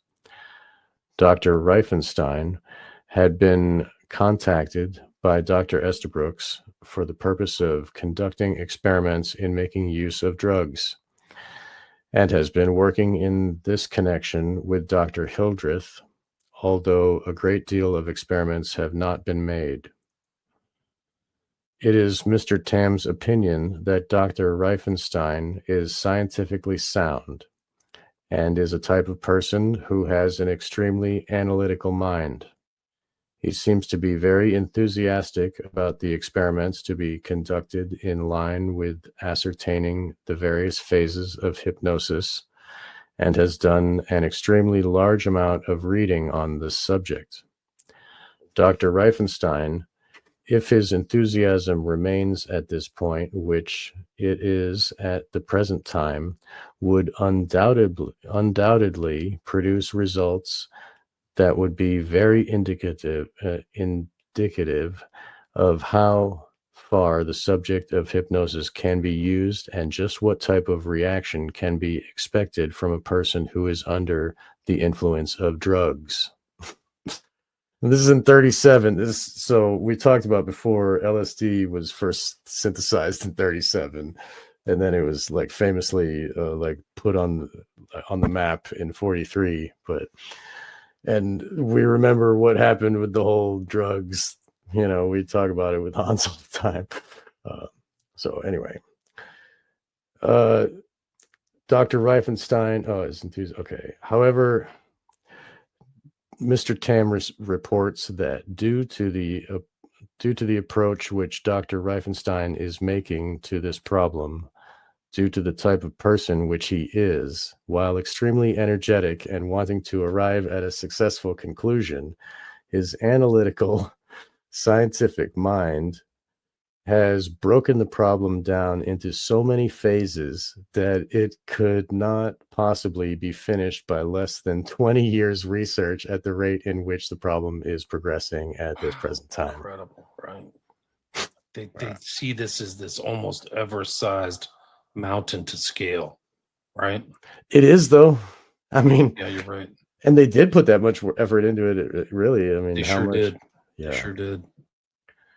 Mr. Tam attempted to point this out to Dr. Reifenstein and endeavored to suggest to him some shortcuts which could be taken to definitely ascertain as quickly as possible whether the injection intravenously of certain types of drugs would place a person in a condition in which they were more susceptible to hypnosis. In this connection, Dr. Reifenstein had come across in the literature a book entitled Hypnosis, written in Germany by two psychologists named Dr. Schilder and Otto Kauders, in which it was revealed that these two men had done extensive work in the use of drugs in connection with hypnosis and had decided that probably the best of the drugs to use would be a derivative of barbuteric acid, which can be used in a fast-acting form and injected either intravenously or given orally. Does anybody know what barbuteric acid is? I'm looking it up right now. According to Wikipedia, it is a barbiturate or something. odorless powder soluble in water. It's the parent compound of barbiturate drugs. It's first synthesized by Adolf von Bayer. So, but it's interesting. This is kind of the cross pollination of this hypnosis research in the 30s, pre-World War II, right? Right. So the Germans, Germany, right? Yeah, and they were also doing the. I mean, Pfizer comes from, okay, we don't need this document is incredible, bro. This is like early history. Wow. Okay. So this drug will place a person under its effects and completely out for a period of 15 minutes.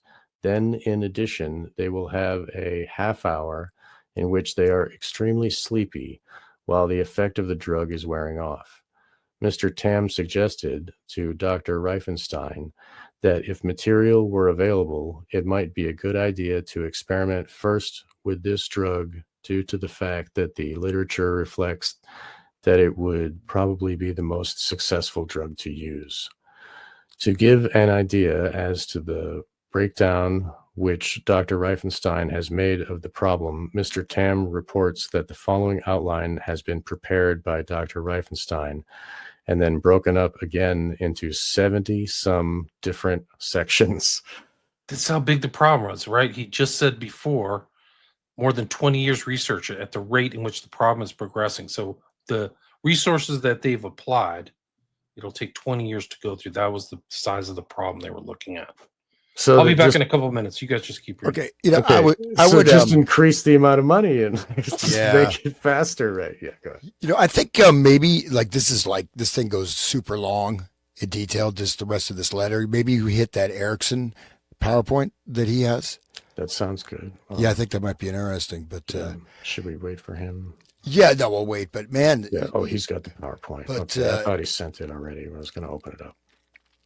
But I do have to tell you, man, that I mean, the Russ Dizdar guy's just he was hardcore, man. I'm so glad you're listening to him. Like, holy shit, dude, it's so important. I'll tell you the truth. Like, I'd come across that some years ago, and it was too far. I was like, dude, this is like, it's hard to get. It's hard, and he's so like religiously Christian. Yeah. It's like hard sometimes for my brain to absorb because of my own problems with it, but I mean, I have the same, my heart is in my will is aligned with his, even though he speaks in a different language. He is very scientific and he's getting evidence of what's happening and speaking his ideas. It's very interesting. Well, everybody should hear it. But he knows. I mean, he's very advanced spiritually in terms of knowing all all the realms, all the different types of energies, all the all these different things. So he very much is right there in where this is not. It's not. what do you call it, a dog and pony show, right? I mean, he is there Real with the actual trenchant. energies, and he's in that level of where he's operating within these actual, spaces, right? The Exactly. non-physical stuff, and he gets that, says the spirit of God, the spirit of Christ, and all this stuff. But but then he's talking about all the millions, also the non-physical entities that are there, right? And then this is maybe a Yes. tangent. If we tie this into our kilowatt stuff, oh my God, whoa! Then that's like I didn't even really want to entertain that, but if you dial that in with this level, then not only does it really make sense, but then it's like you can see, oh, It's happening. it's happening, but then it's more like It's happening. I know, but he's saying like there's the SRA people, right? They're called the chosen ones Yes. because they have all these different abilities, and then they have Right. certain. They're like a butterfly. They're so much better than the worm they used to be, right? Well, no, but then they can speak different languages. They can have a cover personality. Then they can have personalities that know ancient Twilight languages, that know summoning, that are high level priests. They have different other Actual demons inside the grid, right? inside the Right. The matrix of the brain. Yeah, the programming matrix, which Yes. Greenbaum talked about, right? Was the that using the Kabbalah with, then you have break that into the different squares. Right. Look And at so- Laura Worley with the internal tree that she talks about. The Kleepoth tree is the main structure of all SRA, like the Kabbalah tree, she calls it. But I mean, you and I know the Kleepoth tree is connected, the same. It's the reflection of the same tree. But anyway, yeah, she talks about Laura Worley. She just wrote a new book. I want to get her on the show again. She's been on my show, and she talks about how the tree is part of the internal grid. That is the structure that the rest of it is all hung upon. Like the Alice in Wonderland stuff is just taken and then placed on top of this other older internal structure, which is the main, so that it can be accessed by the specific people that need to access it, because like, oh, that one's programmed with aliens. Oh, that one's programmed with Alice in Wonderland. Oh, that one, but they all have this internal core programming of the tree. It's really sick. Yeah. Hey, William, my suggestion was, because this is a pretty extensive, the rest of this document, would you be interested in hitting that Erickson Sure. PowerPoint you found? Because I think that seemed really fascinating. So Did you guys get to just where it started, general outline of problems of hypnosis? yeah. Okay, so then we can just pick that up last time. Let's go to Erickson stuff. Come on, computer, what are you doing? Okay. Don't want to share that.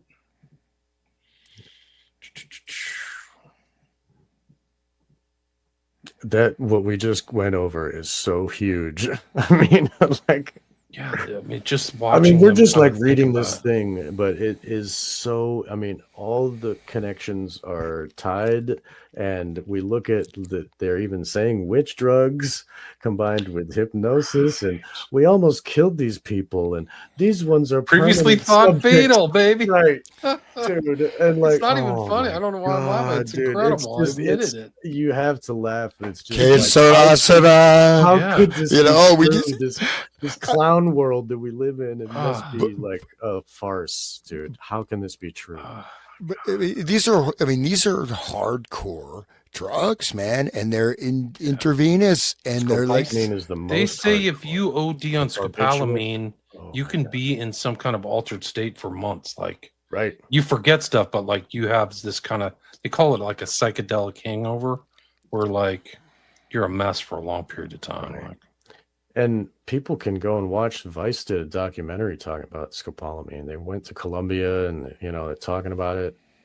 And they like he was saying, the hookers will blow the stuff in your. They have dust, and they blow it in your face, and it gets on your skin, on your eyeballs, gets in your nose, and it just affects you completely. And you have no will. And the hooker says, "Bring me to your house and give me all your possessions. Bring me to the ATM and take out all your money and give it to me." And they're on video doing this, and it's like, it's unbelievable. Right. And if the government had this power in 1937, I mean, And they're doing it and testing. And this is just stuff that is in their correspondence.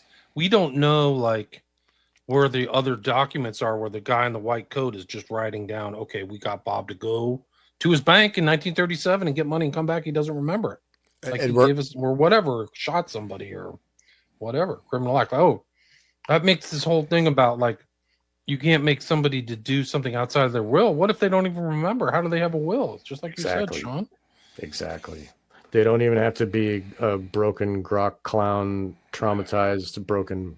They can just be, oh, whoops, I got this dust blown in my face that I don't even remember. And where's my stuff? And, yeah. like, And how hard is it to say, oh, well, those 3 subjects, it looks like they were pretty much brought to DC and whatever. And then, but they're saying, oh, we can't have the Bureau. So when you write about them, say, oh, unfortunately unable to employ. Because there's, there's just a gap from these guys are there to, because nothing the correspondence discusses that this isn't going to work out. Suddenly they're stating that, right? Which is right? That was the William Ramsey Investigates mascot. That was Poppy, guys. Oh, okay. If you listen to my show, there's a guy who listens to my show a lot, and this cat will come in and use my leg as a scratching thing. So I'll be concentrating on a show, and she'll scratch me, and I'll be like, ow. And the guy will write, like, oh, your cat attacks again.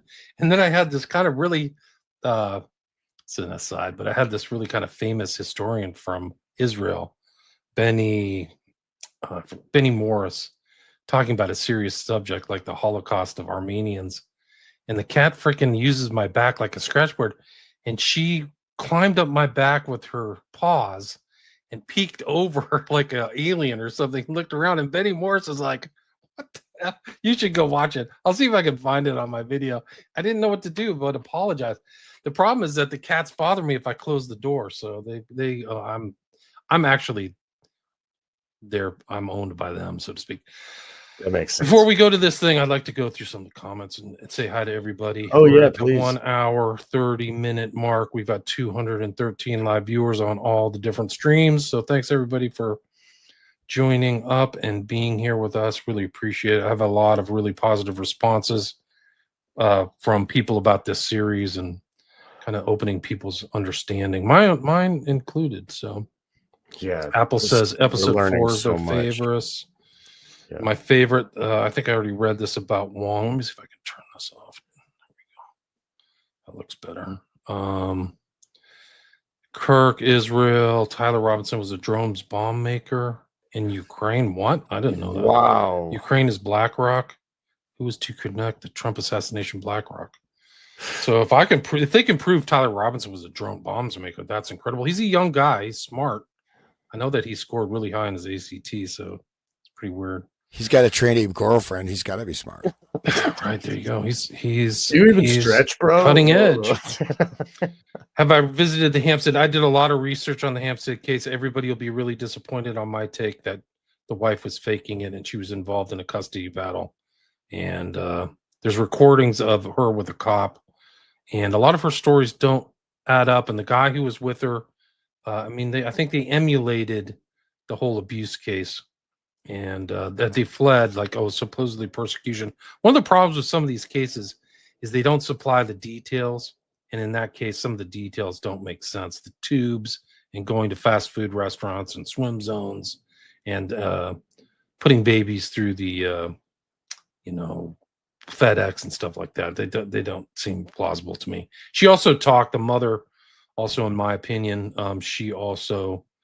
he made the snuff films, and she's from Russia, and she just was talking like Max Spears kind of conspiracy smack. And so I didn't find that Hampstead's case story all that believable. That's also, though, disinformation too. When you put something out like that, it's highly publicized. It's fake. You know what I mean? That you've just discredited everything. Why is it that thing? Yeah. Right. It poisons the well. Right. Yeah. Right. Has anybody searched mysterious deaths from the Utah morgue? Witness start falling off leaves. Yeah. Well, they're saying really heavy duty stuff regarding Kirk, the assassination. neutralize Tucker Carlson and things. That's very inflammatory language. That's very threatening language to me. So I would have extra security. Security didn't help Charlie Kirk, but yeah, but who were they working for? yeah, It's actually they were Mossad security. They exactly. Sounds like a great double feature with Dark Crystal. Hey, Big, welcome back. I haven't seen you in a while. Some of these guys were my old regulars back in the day. Bart, welcome. Another regular. Bush was listening to children read My Pet Goat on the morning of 9/11. Correct. Right. Holding it upside down. Yeah. Right. Upside down. Satanist Bill backwards. Schnoebelen. It's Schnoebelen mentioned seeing a person go into a pentagram and didn't come back well. Huh. Yeah, Jordan Peele made those other movies hinting at occultism and MK Ultra. Yeah, he has a lot of themes, and Sean has talked about those. Right. The UFO movie one that's not really, it's like a monster or whatever. The face of the monster is a extruded cube. It's the Tesseract. It's like a square and then another square and then another square being extruded out from its face. It's like the face of Satanism. It's very Jordan Peele's very smart with his symbolism. There's a lot. And Jupiter, like Jupiter and Saturn and the Jupiter winds, like that whole thing, like there's a lot going on with that movie. This other movie, him, is nothing like it. Does not compare. I don't know why he allowed his name to be put on it. It's ugh. Read PTK by Dave McGowan. We mentioned him in the series. We did the intro, Mind Control 101. Yeah. So you go can back and listen. We talked. Yeah. It's very important, like these techniques they mentioned. We mentioned Esther Brooks, McMartin, Eccles, and it's Eberly family and all these fake memory type things. And we started, like I mentioned Russ Dizdar on part 1. I was like, hey guys, this, and I'm so glad that we're still talking about him because he deserves to be talked about. He's a real hero. Deserve to be remembered. Am I working on him? I'm always working. I have 2 documentaries on Smiley Face Killers and a book. My most recent book is on Smiley Face Killers, 400 pages. Wasn't Hoover getting kickbacks at the dog parks? I've heard that he's getting kickbacked at all the horse things and he was sketchy. And he used to go, my understanding is he used to go to a mob-run kind of spa hotel in San Diego. And that was kind of like the connection. Bath that house. Something like that. It was some kind of resort, which I can't remember it. It was like Resorts International on the East Coast. But like it was mob owned, and like why would you go there if you're the so-called, big dog of law enforcement? So right. You can see my documentaries on my Patreon page. I've posted almost all my shows there. So right. And your new book has been getting new updates and stuff too. Yeah, right? it's on its 2nd edition. Right. Uncle Ted says a heavy doses of sodium pentothal, a barbiturate combined with stimulants like digoxin produce total amnesia. I didn't know that. I wasn't aware of that. Think of what the government can do with total amnesia. Right. I think they kind of do a kind of techno amnesia by controlling the media because they'll just forget stories like, oh, this is the most important story. Ukraine is bad. And then it's gone.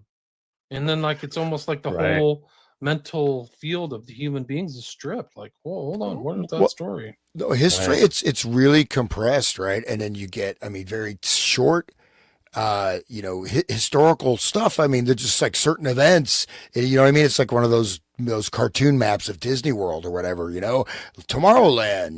Mr. Toad's Wild Ride, and that's like it's that level of a mental model of history, and you just basically move, like there's basically certain types of events or situations. You just put the newest thing in that same space, right? Mm. And you just, put a color or paint on it. And this is, but it's that same narrow, it's like the I Am the Cheese book, the kids riding around in a bicycle around this village, just going in circles every day,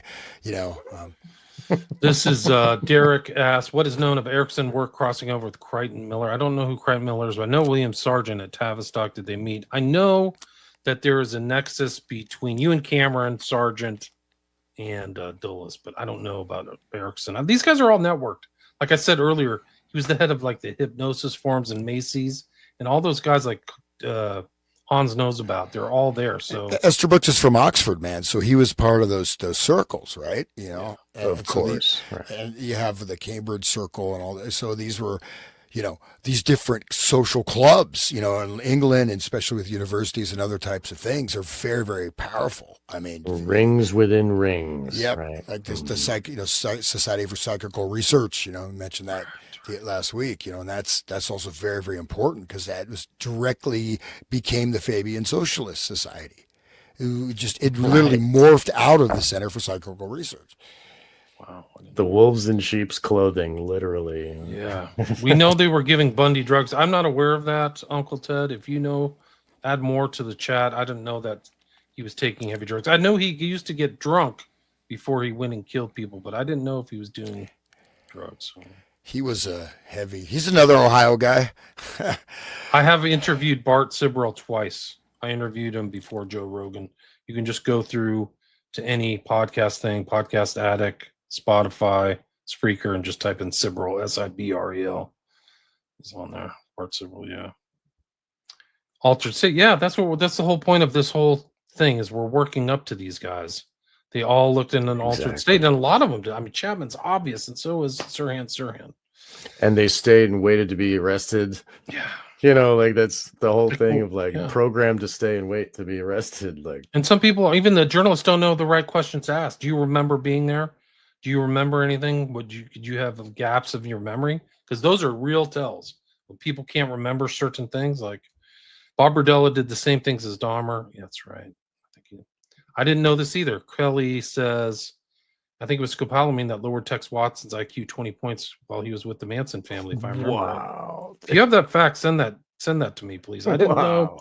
I know that on the night of the Tate Manson murders, they all took meth, which is interesting. It's almost like Manson knew something. He said, here's some reds or meth, take these.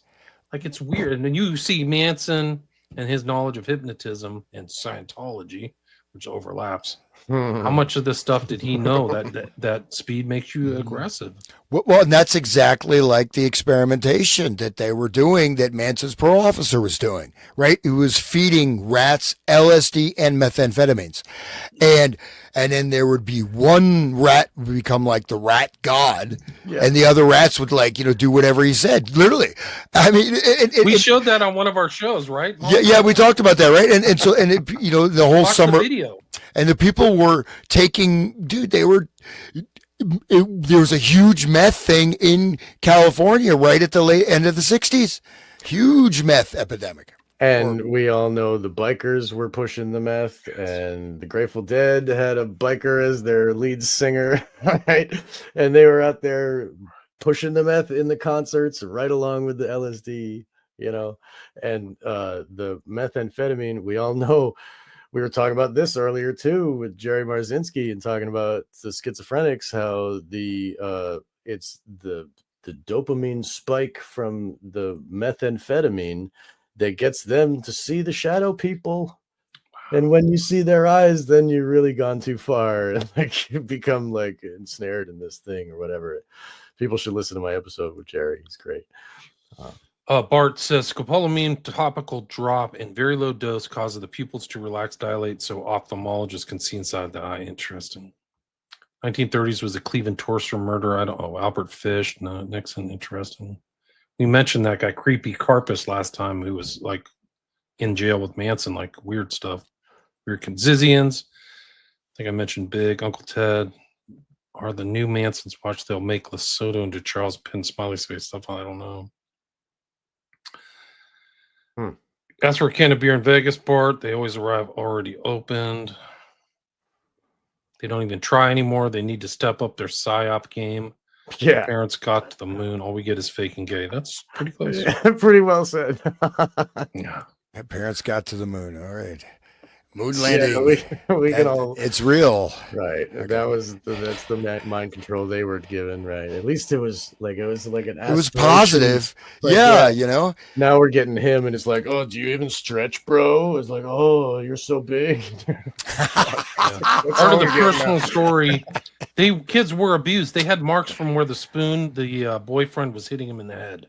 Like, you can see it on the video. So these are not these children were not giving the statement in a sterile environment at all. They gave statements in front of cops, but the original statements were like they were coming back from Morocco. Like, it's not strange credulity.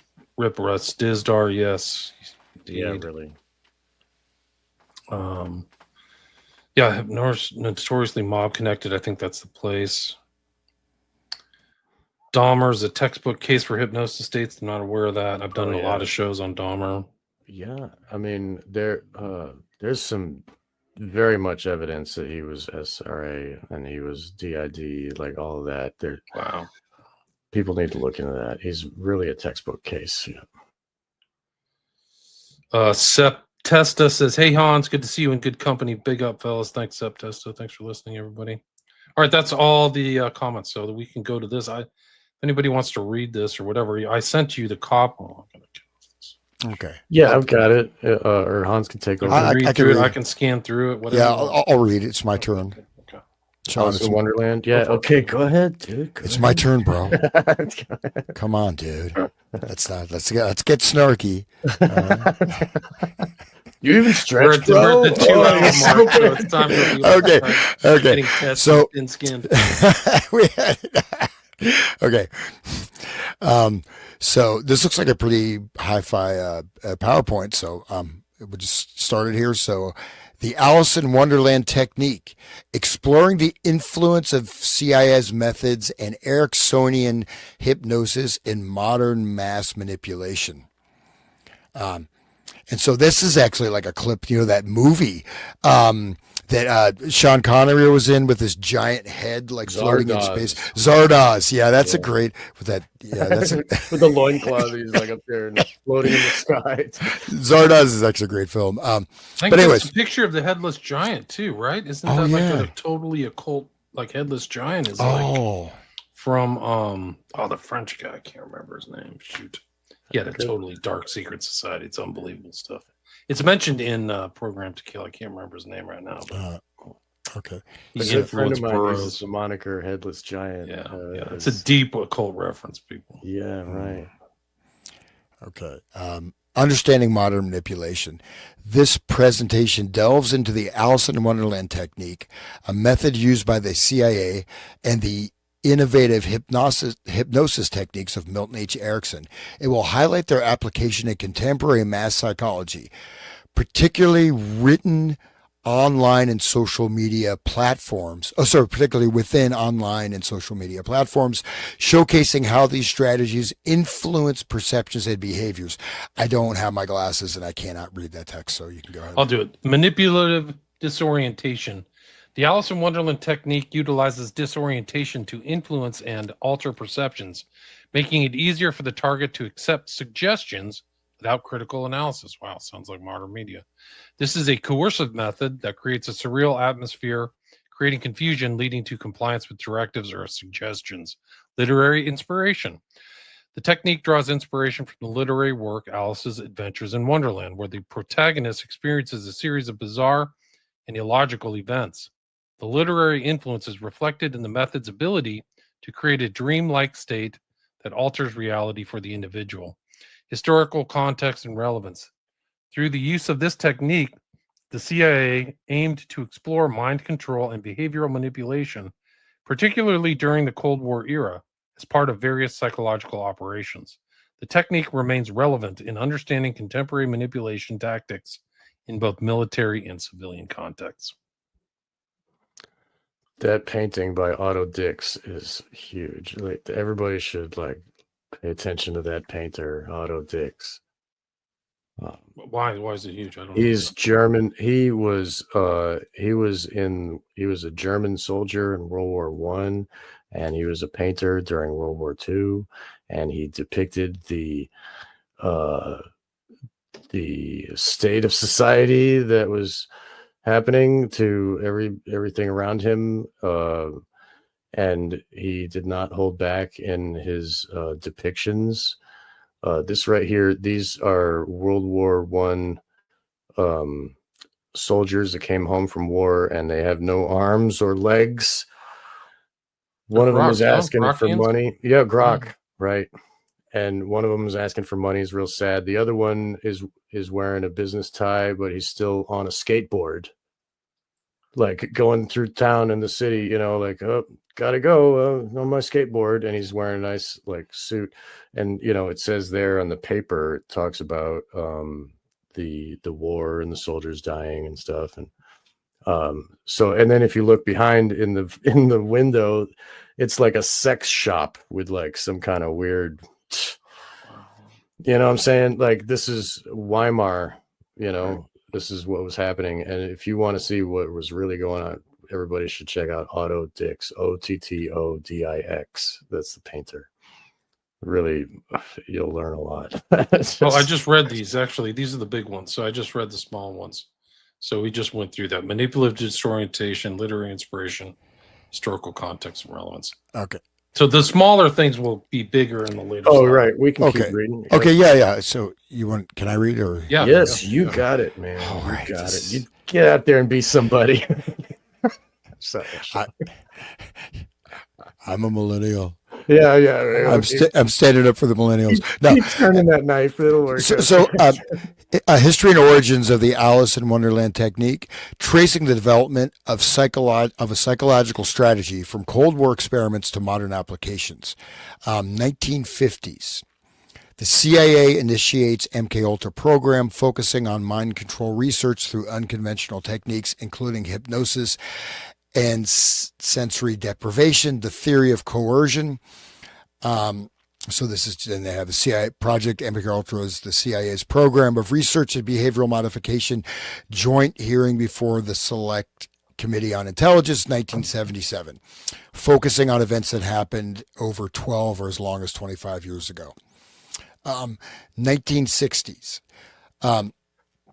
The Alice in Wonderland technique is formalized as a method for creating disorientation and manipulating perceptions in subjects.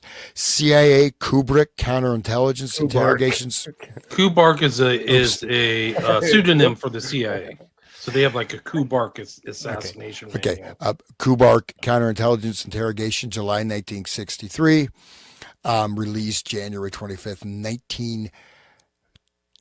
released February 25th. I cursed myself.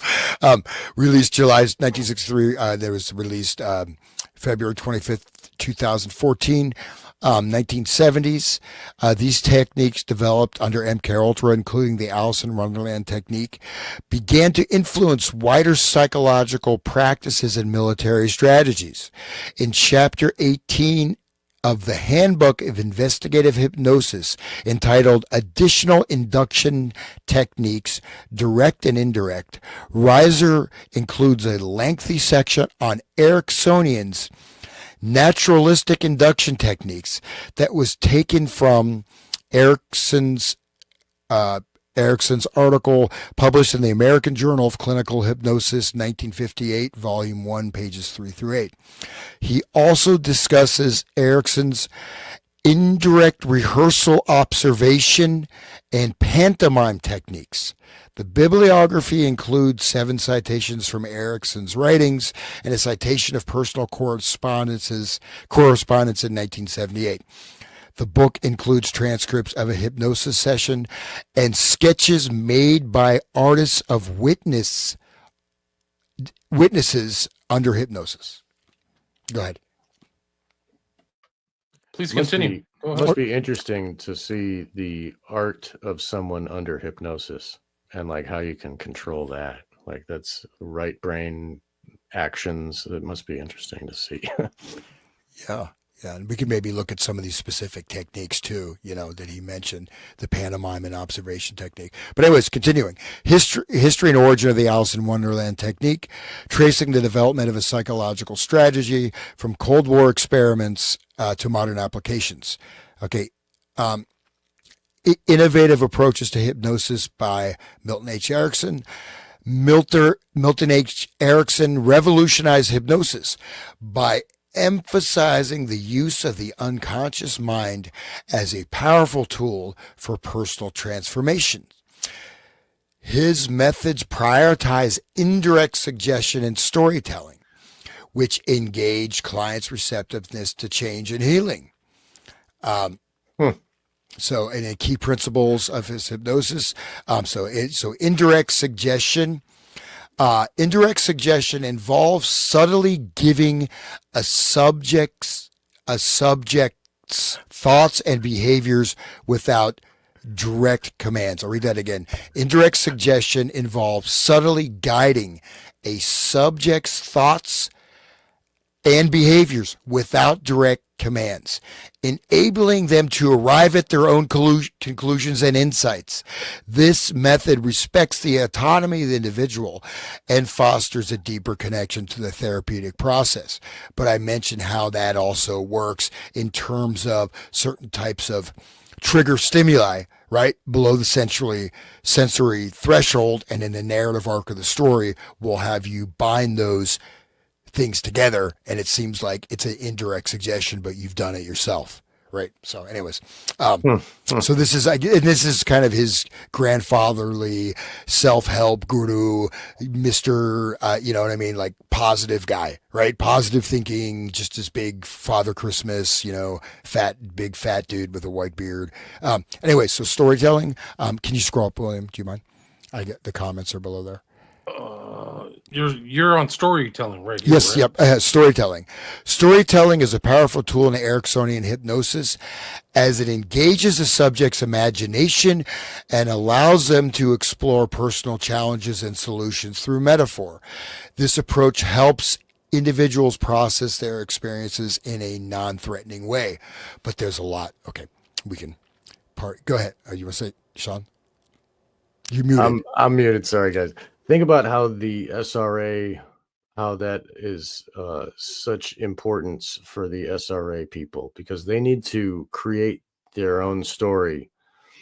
They need to create the internal world, you know, and sure, there's the Alice in Wonderland, like kind of outline of like, oh, there are these trees where you can take down a lunchbox and open it up and eat what's inside, you know. That's like a metaphor for the programming and to internalize the programming, you know, and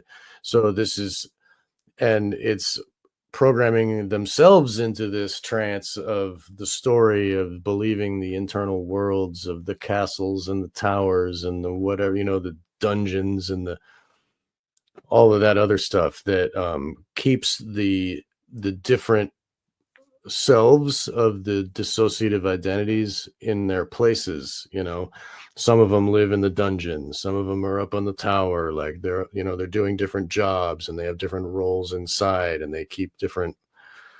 Anyway, that is very important. The storytelling and the imaginative, intelligent imagination is important for the victims to create in their minds. I think this just shows how complex it is. Like, you say the word hypnosis, and if you're not acquainted with it, it may just come off as like this simple thing of a guy talking and inducing stuff. It's a really vast subject matter. Like, it's like, yeah, no, just like we read earlier tonight, where it said there's 20 years of research ahead of us with the resources that we have available. Like, there really is a sophisticated, complex, ornate, encyclopedic amount of information with what they can do, and it's all been kept from the public. It's all surface level stuff. Yeah, and then again, you know, as I mentioned, I mean, like earlier, and also the first Macy conference was cerebral inhibition, which is hypnosis, but a very different way to posit that. And then the fact is that the person can, some of the earlier brain research showed, is that, with the strobe, they're using the strobe lights, inducing trances, this kind of thing, is that someone can be in a hypnotic trance and their brain EKG activity is normal and they are talking normally and they're not even aware that they are under a hypnotic trance. So this is something people do not recognize, right? It's that you can be in a hypnotic state and have no, obviously if you're unconscious, but I mean, it's like it can exist as like a veil over the consciousness that is invisible, but yet you are still hypnotized. It's so scary, dude. It's like COVID, dude. COVID. What is, dude? Come on, where's your mask? Yeah. Okay. No, it's really and that's the whole thing about mass formation psychosis or mass formation hypnosis is that people were really influenced like zombies, Right. almost like you said, or maybe they don't even know that they're just repeating trigger phrases, safe and effective, and where's your mask and keep grandma safe. Just And these are kind of almost like hypnotic suggestions over and over. they're in a hypnotic trance and they're functioning normally. Okay. And that's the thing. You can be in an operative hypnotic trance and still even have your normal conscious mind. It's not yet you are still in a hypnotic trance of one degree or other. And that's just important to note. Okay, go. A somnambulist, like before. And if anybody who knows about movies, they know about The Cabinet of Dr. Caligari, is 1920 German silent film about a guy who controls a sleepwalker to do evil. You know, like, and that was in 1920. So those know that. ideas, yeah, The Cabinet of Dr. I'll have to check that out. Check it out. It's pretty cool. Was that other movie about the lady who has what's that guy? Dr. Svengali. Dr. Svengali. Svengali. Yeah, that was another like a black and white movie. I forget the name of it, where he's hypnotizes the woman, you know, and all this stuff, and he's got the eyes, the mesmerizing eyes, and all that. And that was even before around the same time. Right. You know, I forget the sorry about. Look at this. Look at this, guys. This is really creepy out. Look at in the context of our conversation, look at the poster for the film. Right. There it is. Cabinet of Dr. Caligari. It's like the imagery of the Svengali dark actor and the person prone and prostrate. So the person in black is the somnambulist, the person who sleepwalks, and that woman is the victim of his evil. Yeah. Didn't know that. It's really interesting that, I mean, Germany was thinking about these things a long time ago. Right. And We just went through that tonight, right? Yeah. There was the. This is almost like the same visual from the thing we just watched, right? Like, I mean, just in the intro to this slideshow was like that same. It looks like the Otto Dix, yeah. right? Similar, right? Yeah. Well, they were contemporaries of each other. Like Otto Dix was making paintings in the 20s, in the 30s. There's that same type of motif. The big city right there. Maybe it's me. You should look up Otto Dix, like soldier on the battlefield, and it's just like this torn apart face in anguish. I mean, it's just like, oh my God, it's really powerful stuff. Yeah, go ahead, Hans. I'm sorry. Yeah, and so again, of course, I mean, yes, you know, storytelling, generating a narrative, right? Having these can be very beneficial, but I would never gut hypnotherapy, man. You know, I mean, you don't know. And so, yes, it can be positive and therapeutic, but it also can, when you get the storytelling, you end up living in your imagination. Right? You're actually subconsciously living like you're on the set of Friends or, the greatest American hero or whatever. And, and so you don't register what you're taking in around the events of the world around you are going through this filter of this, especially if it's a subconscious story. If this story is subconscious, completely operating, or you can and there's barriers to touch the story. You get too close to the story, you get zapped, right? It's like electrical fence. But it's like QAnon or whatever, right? Yeah. Yeah, go ahead. So continuing, building rapport. You mind scrolling up, William? Okay. Building rapport is crucial in Ericksonian techniques as trust enhances receptiveness to suggestions. Establishing a strong connection with the subject fosters a therapeutic alliance, promoting a safe space for change and healing. How do you build rapport in NLP? You start mirroring and modeling their physical posture. You look at the cues of what sensory modalities, whatever they're doing. You match your breathing pattern with them. You master the gestural posture. Once you get that link, basically you got like entrainment, you establish that, then you can start changing them. Then you start, because then they're unconsciously, you start by locking into them, right? But because they're experiencing this unconsciously, you then, once they are sort of, you build the rapport, which means actually you have kind of phase locked, right? You're doing modeling, you're doing this imitation, you're doing this thing. Then you, as you change, then you can direct them. You can change their postures. You can change this. And this is also used in the pickup artist applications of NLP as well. That's what Crowley did with that thing where he was like, oh, look at that guy. And he started walking like him on the sidewalk. And then Crowley tripped and then the man tripped. And it was like that sympathetic magic or whatever. The same idea, what you're talking about. Aleister Crowley, he did this thing on right. No, it's in my book. I wrote about it in Prophet of Evil. I forgot the guy's name that witnessed him do it, but he basically said, "Hey, watch this," and he did it, and it affected this other person. Like a guy wrote about it. Right, I forgot his name. Gosh, the breathing together. That's something we were talking about that earlier. I think in one of the earlier episodes, we were talking about this self-help guy that was talking about how you breathe together. Who was it? It was the guy with the teeth, the big guy with the teeth. Self-help. What's his face? Wim Hof. No, I'm talking about. What's his name? He looks like a mutant. Tony Robinson. Tony Robbins. He's a success mutant, dude. That dude is so. People to breathe the same and to like influence your partner, and it's some weird shit. And it's like tantra magic. It's like I read about it in Cult and Occult, this, ancient Eastern magic. Like, so yeah, it's important shit. Well, I just wanted to tie all that together. This particular group, which I won't call them a cult, but I was involved in them, not whatever, we'll go into it. But one thing they were doing, there's a book called On Breathing. And what they recommend is you tape your mouth shut when you sleep so you don't breathe through your mouth. And people walking around with tape on their mouth. And that is not a good idea in my estimation. And the thing about breathing techniques and breathing, right? Breathing is something that it will happen naturally, right? You can get all kinds of different altered states through breathing. You can also really screw up your nervous system and your psychology. You can raise too much energy, some of that Kundalini stuff. You can fry out your neurons or your nervous system.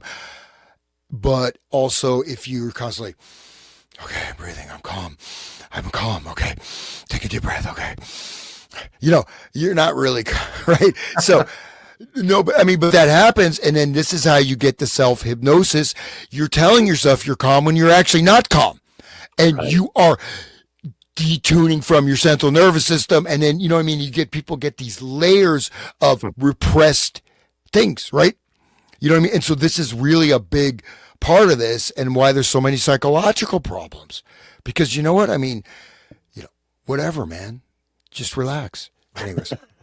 Get over it.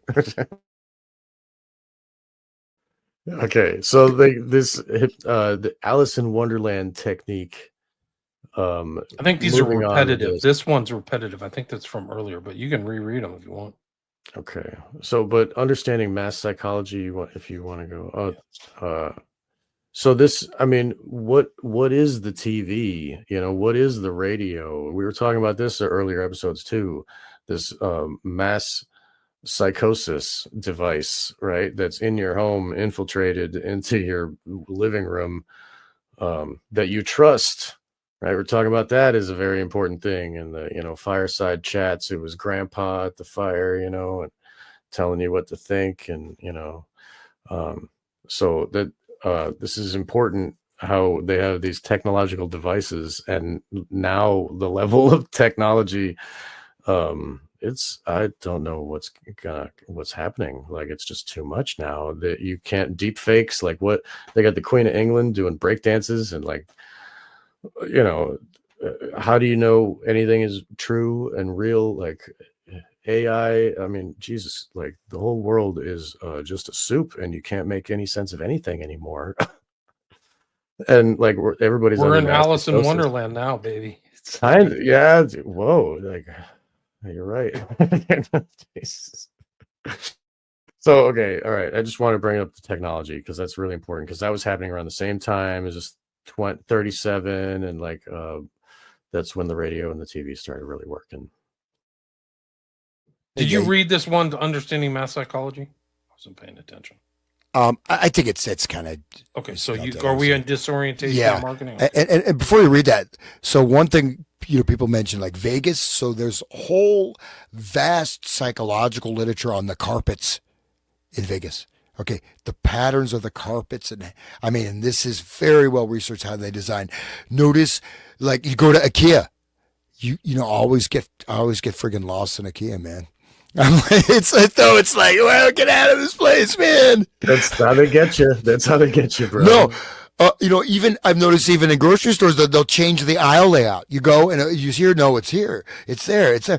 So this disorientation is very, very important, right? And then also, well, anyways, go ahead. But disorientation is physical, spatial, and even as William mentioned, deep fakes, over onslaught, over, mass information overload, that creates disorientation. Yeah. The 24-hour news, that crap, that like all CNN and yeah. I'll tell you my Vegas story. I was in the Venetian. I was just walking through Vegas, and it looks like Alice in Wonderland. If you look at the interior designs, it's all kinds of like mushrooms and weird branches and statuaries. And after like 2 minutes, I couldn't figure out where north, south, east, and west were. I literally, and I have pretty good spatial like designation there. I usually always know where my center of north was. I literally was like, how do I get the funk out of here? I had no idea.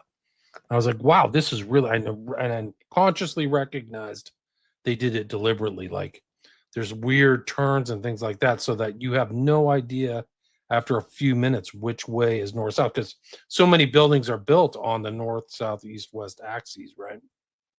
It's incredible. Go walk through the Venetian, you'll blow your mind. If anybody is familiar with Bonnaroo, which is this big festival, it's like Woodstock every year in Tennessee, whatever, and they get like 80,000 people every year, and it started off as like the other ones and the Grateful Dead remainder people would be there, and there'd be jazz, and it was fun, but now it's like corporate Radiohead and all that. But the way that they set it up, and it's a permanent place, so every year it's like this. They name, there's many stages and everybody's playing at once, and they got the main stage is called the Which stage, and then the other main stage is the What stage. And then there's the where tent and the when, and it's like, so people are trying to figure out where they get dosed out and on heavy hallucinogens the first time or whatever, they're at the concert, and then they're trying to find, I got to go see AC/DC, but then they get like, end up seeing like Guar by accident because they get lost, you know what I mean? And but the disorientation is part of it. It's like part of the way that it's built, so that they can't even ask, where is that? Because the which tent, what tent, and then people play with you while you're tripping and like, what, who, where, and it's really disorientating, on purpose for the people that are tripping. Right, and that's the whole connection here, is that disorientation enhances suggestibility, right? Yes. Part of the Ericksonian technique. Right. Along with the scopolamine and whatever else they're giving the poor kids. We used to believe they were fatal. We used to think this was fatal. Look at them rolling in the mud.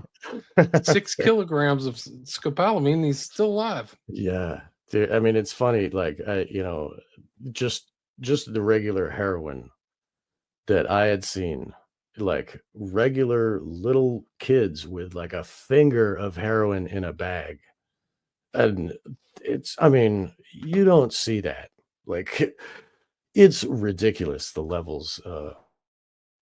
Anyway, they were really, there was a lot of drugs, man. And like at Bonnaroo. Yeah, I mean, Bonnaroo, everywhere, like all that whole thing, like everywhere you go, all the kids had like a finger of dope. Like what there used to be like little packets with like a point, like a tenth of a gram or some shit, and they have a couple bags of that in like it's a big bust, and now there's like 2-3 grams on like one little kid that it's like, holy crap, it's unbelievable. Like which is fatal. It would be fatal, but these people are like, I knew kids that a spoon is too small. They would have to cook it in their dope in the bottom of a can of a soda can because it's big. They didn't have enough room in the spoon to cook all that dope. It's like, and they're every day shoving it like, and now with the fentanyl and the trank, all that, like the people should be dead. I'm surprised that humans have survived all of this onslaught of drugs. There's a lot of them now. Hans, you got a fan here. Philosophy. Hans has done amazing work. I followed his work for years. Thank you. And I've so far earned $1.22. So I'm really proud of that. And in 1901, I could probably have bought a donkey or a goat with that money. But as it is now, I'm happy. Go check him out at the Resonant State. Yeah, help me out, man. I got $1.20, 122 cents.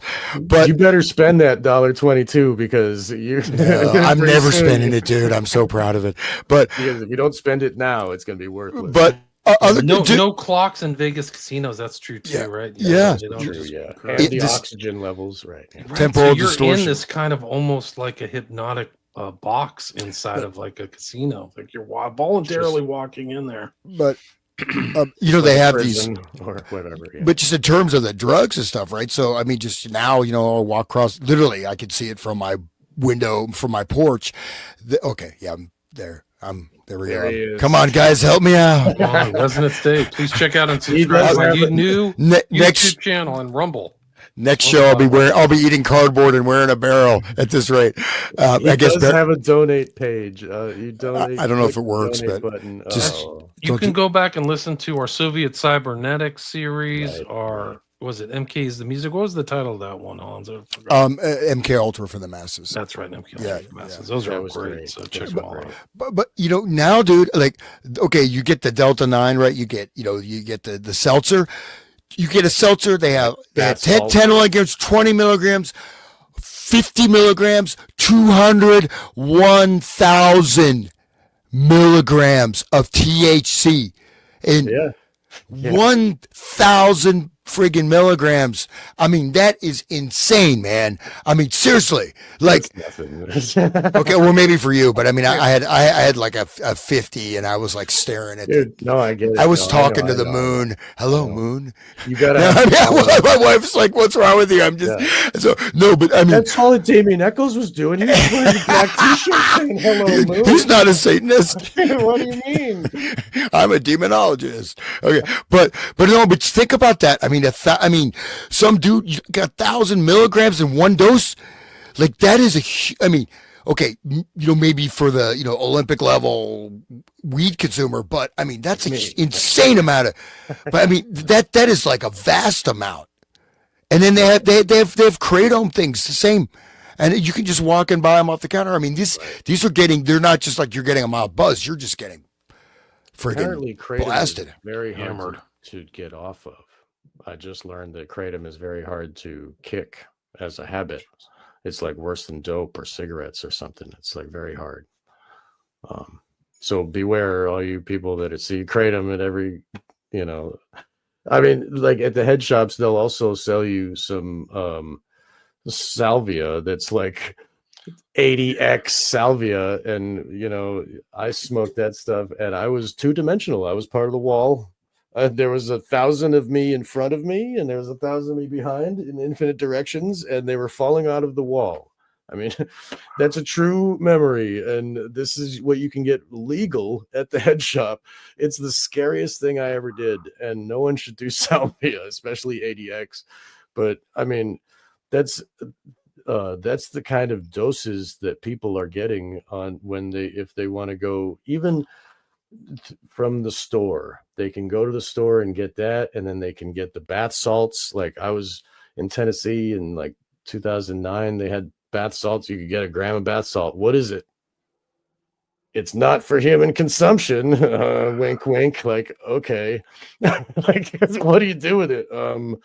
Like, and then if you learn about the Chinese labs, that like when one chemical gets illegal, they just make another one that's slightly a little bit different in a laboratory, whatever, does the same thing in the brain. It's legal completely, just like you were saying that the THC, the hemp derived THC, now that they have THC delta 8, yeah, that stuff, and like it's derived from hemp, which is intentionally has low THC levels. That's the plant is created to have low THC just for its fibers, and they legalize that. And then they're like, oh, look, we're getting it. It's actually from cannabis, guys.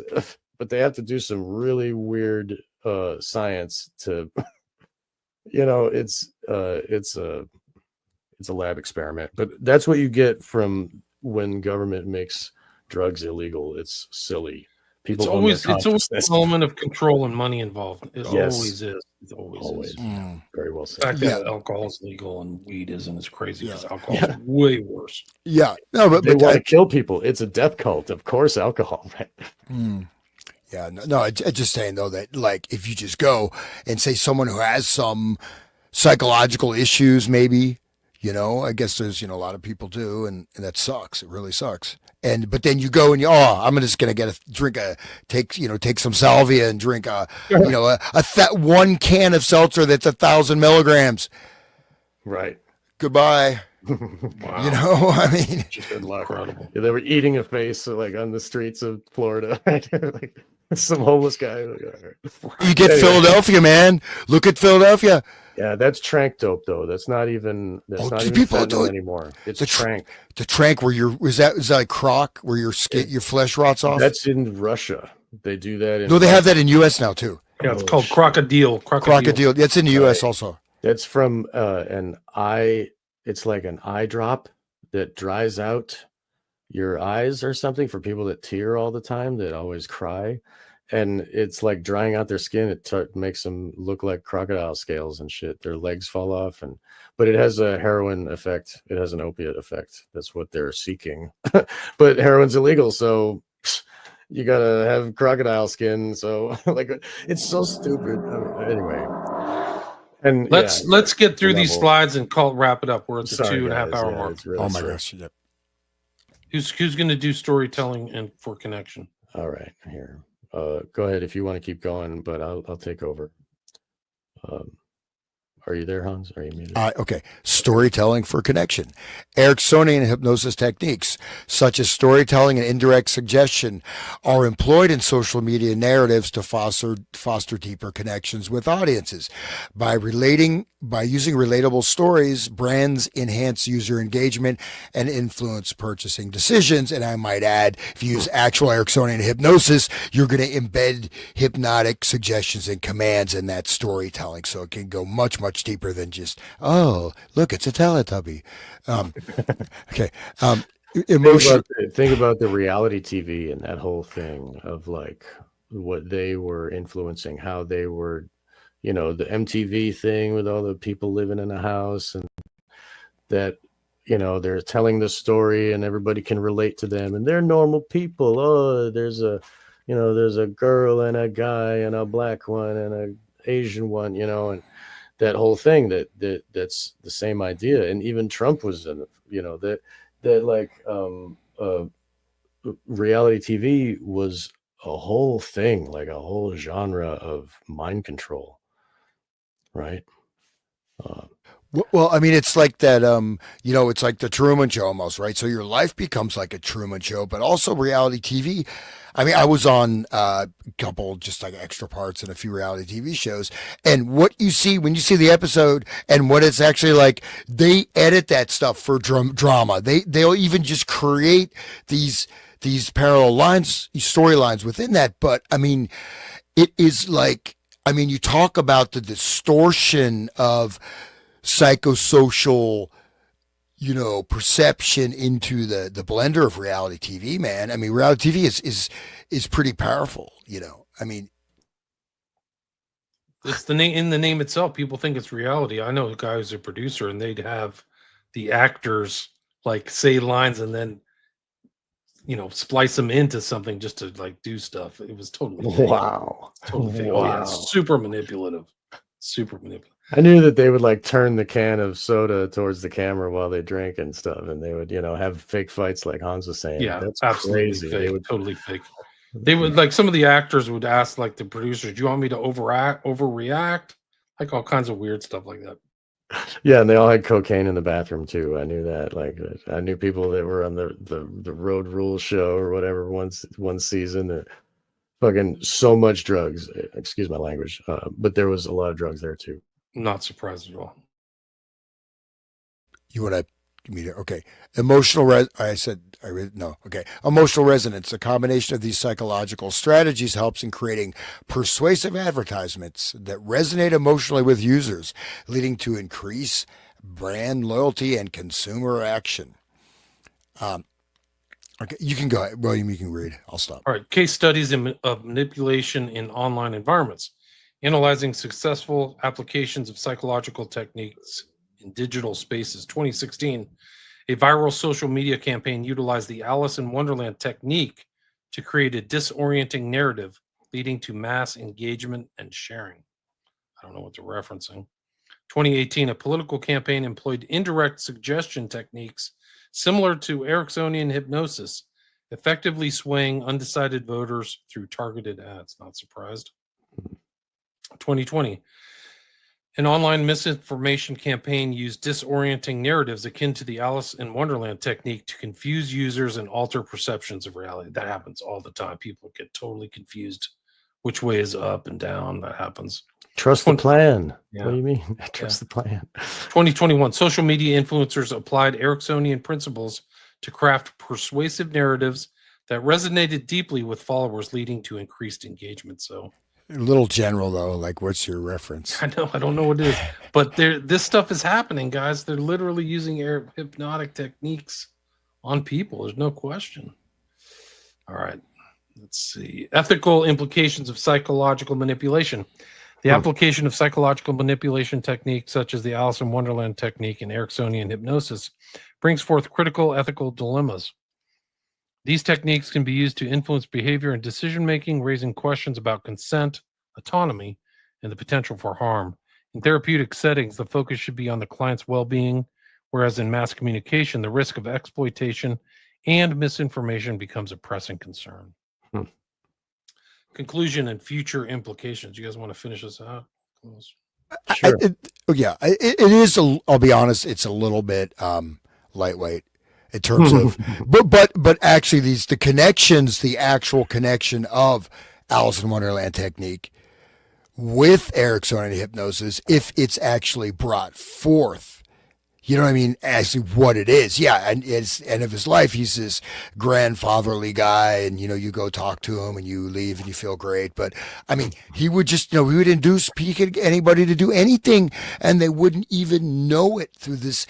It was amazingly powerful type of hypnotic stuff. Again, with these stories creating parallel, using the narrative structure of human consciousness in various ways, and then you create parallel narratives, and so then you have an entirely different narrative, right? And he can, you know what I mean? So, and this is very much used, I think, in media and everything like that, right? So it is quite powerful. I was a little bit, in 2021, a man was, anyways, it's okay. But you're right though. The general idea is sound, and where he's going with it, and the idea is that this L. Ron Hubbard used Alice in Wonderland technique. Also, William, you sent me that document of the Scientology method of Alice in Wonderland technique. Is this other one that's also related? I don't know if you. That's where it gets scary. Is like they're using Ericksonian techniques inside of Scientology, along with everything else. That's what's like, whoa, heavy intel stuff. Right. and then Manson, and then all of that other stuff, like in Scientology, and and the best friends, and like what is I guess we're getting towards the end here. I guess I don't want to off track. Lisa, my cat's name is Poppy. All of my animals got named after flowers because I have 2 daughters. I don't have a choice. I don't get to name my pets.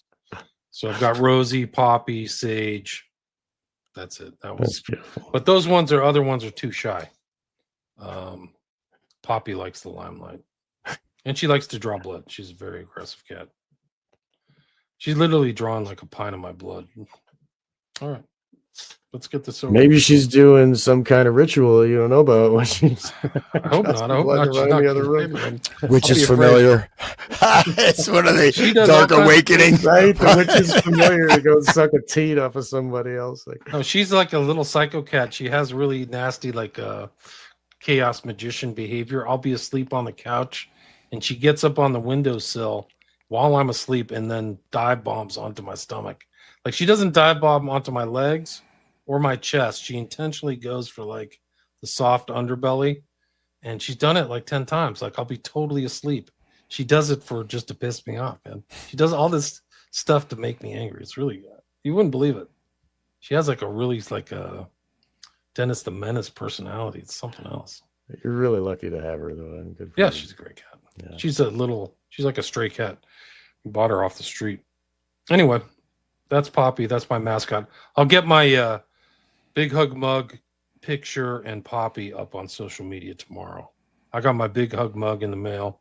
And for people who like True Detective, you'll know exactly what that reference is. Anyway, let's finish this out. Come on. I'm tired. I'm hungry. All right. Yeah, this has been fun. Here. Okay. Where are we at? Influence on behavior and decision making. The integration of the Alice in Wonderland technique and Ericksonian hypnosis highlights the powerful influence of psychological manipulation on individual behaviors and group dynamics.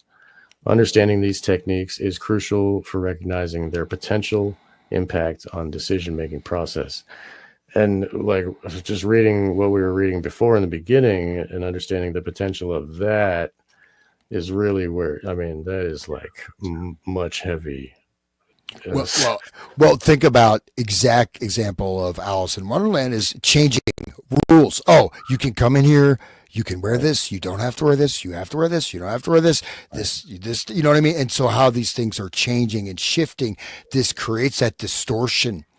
And then you feed in Ericksonian stuff. So that's actually very interesting to see applying these two sort of directions together is quite powerful. Evolving media strategies. As social media continues to evolve, the application of the psychological techniques will likely become more sophisticated, and they have, right? We can see that as evident. The future developments may further blur the lines between persuasion and manipulation, making it imperative for users to remain vigilant. And if anybody remembers Harari,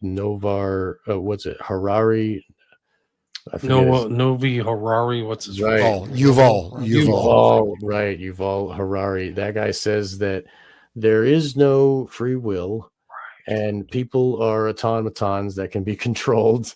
And like this, he's just stating it. This is what this is too, right? I mean, yes. Wow. I don't think there's a blurred line. It's all manipulation. I think they're past persuasion. They're just straight manipulating people. Like when you watch the regular media, even the kind of like the leading figures in like alternate media, I think they're just deliberately manipulating people. Like I was watching Ben Shapiro. It's like this guy nothing's coming out of his mouth. It's persuasive. He's just trying to manipulate. It's evil and blah blah blah. And these people are bad. No, that's probably Ericksonian. Yeah. Ericksonian hypnosis, he very well be doing that. Like I said, notice things like that, especially when you listen to something and you kind of space out and you realize, like, you know what I mean? You're like, oh, I just missed like 5 minutes of that. You know what I mean? So yeah, because you can go into a trance, and like I said, it is. I mean, I guess the main thing is just bring more to consciousness, right? More clarification of consciousness and clear input of your nervous system, sensory input, real world, concrete, and just be able to come back right, to the here and now, direct, embodied, somatic. You know what I mean? Right, but if you're knowledgeable about this stuff, it's kind of like an inoculation. Like, is Yeah. this person rationally trying to engage me in goodwill, or is he manipulating me in dark persuasion for his will? Like, and you see and the other thing is like the kind of like memetics and stuff like that are very powerful, because you could see it in COVID where everybody's kind of, you just see it like this mass formation of the same kind of axioms or mantras or things like that. It's just incredible. Like, if people knew this stuff, they wouldn't be Rocky and the Clowns, right? Right. We saw with 9/11, and then they did it again with COVID, and this doing the same thing. It's like, what? The people, what? They believe this crap? Like, well, and I hate to criticize the big orange dude, but I mean, his I was told not to criticize him by the boss, just so I don't get in trouble.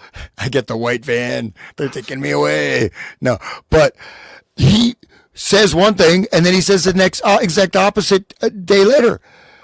This is like one pill makes you larger, one pill makes you small. Like it's like, it's very surreal and it's extremely disorienting, especially when you're looking at what's at stake, right?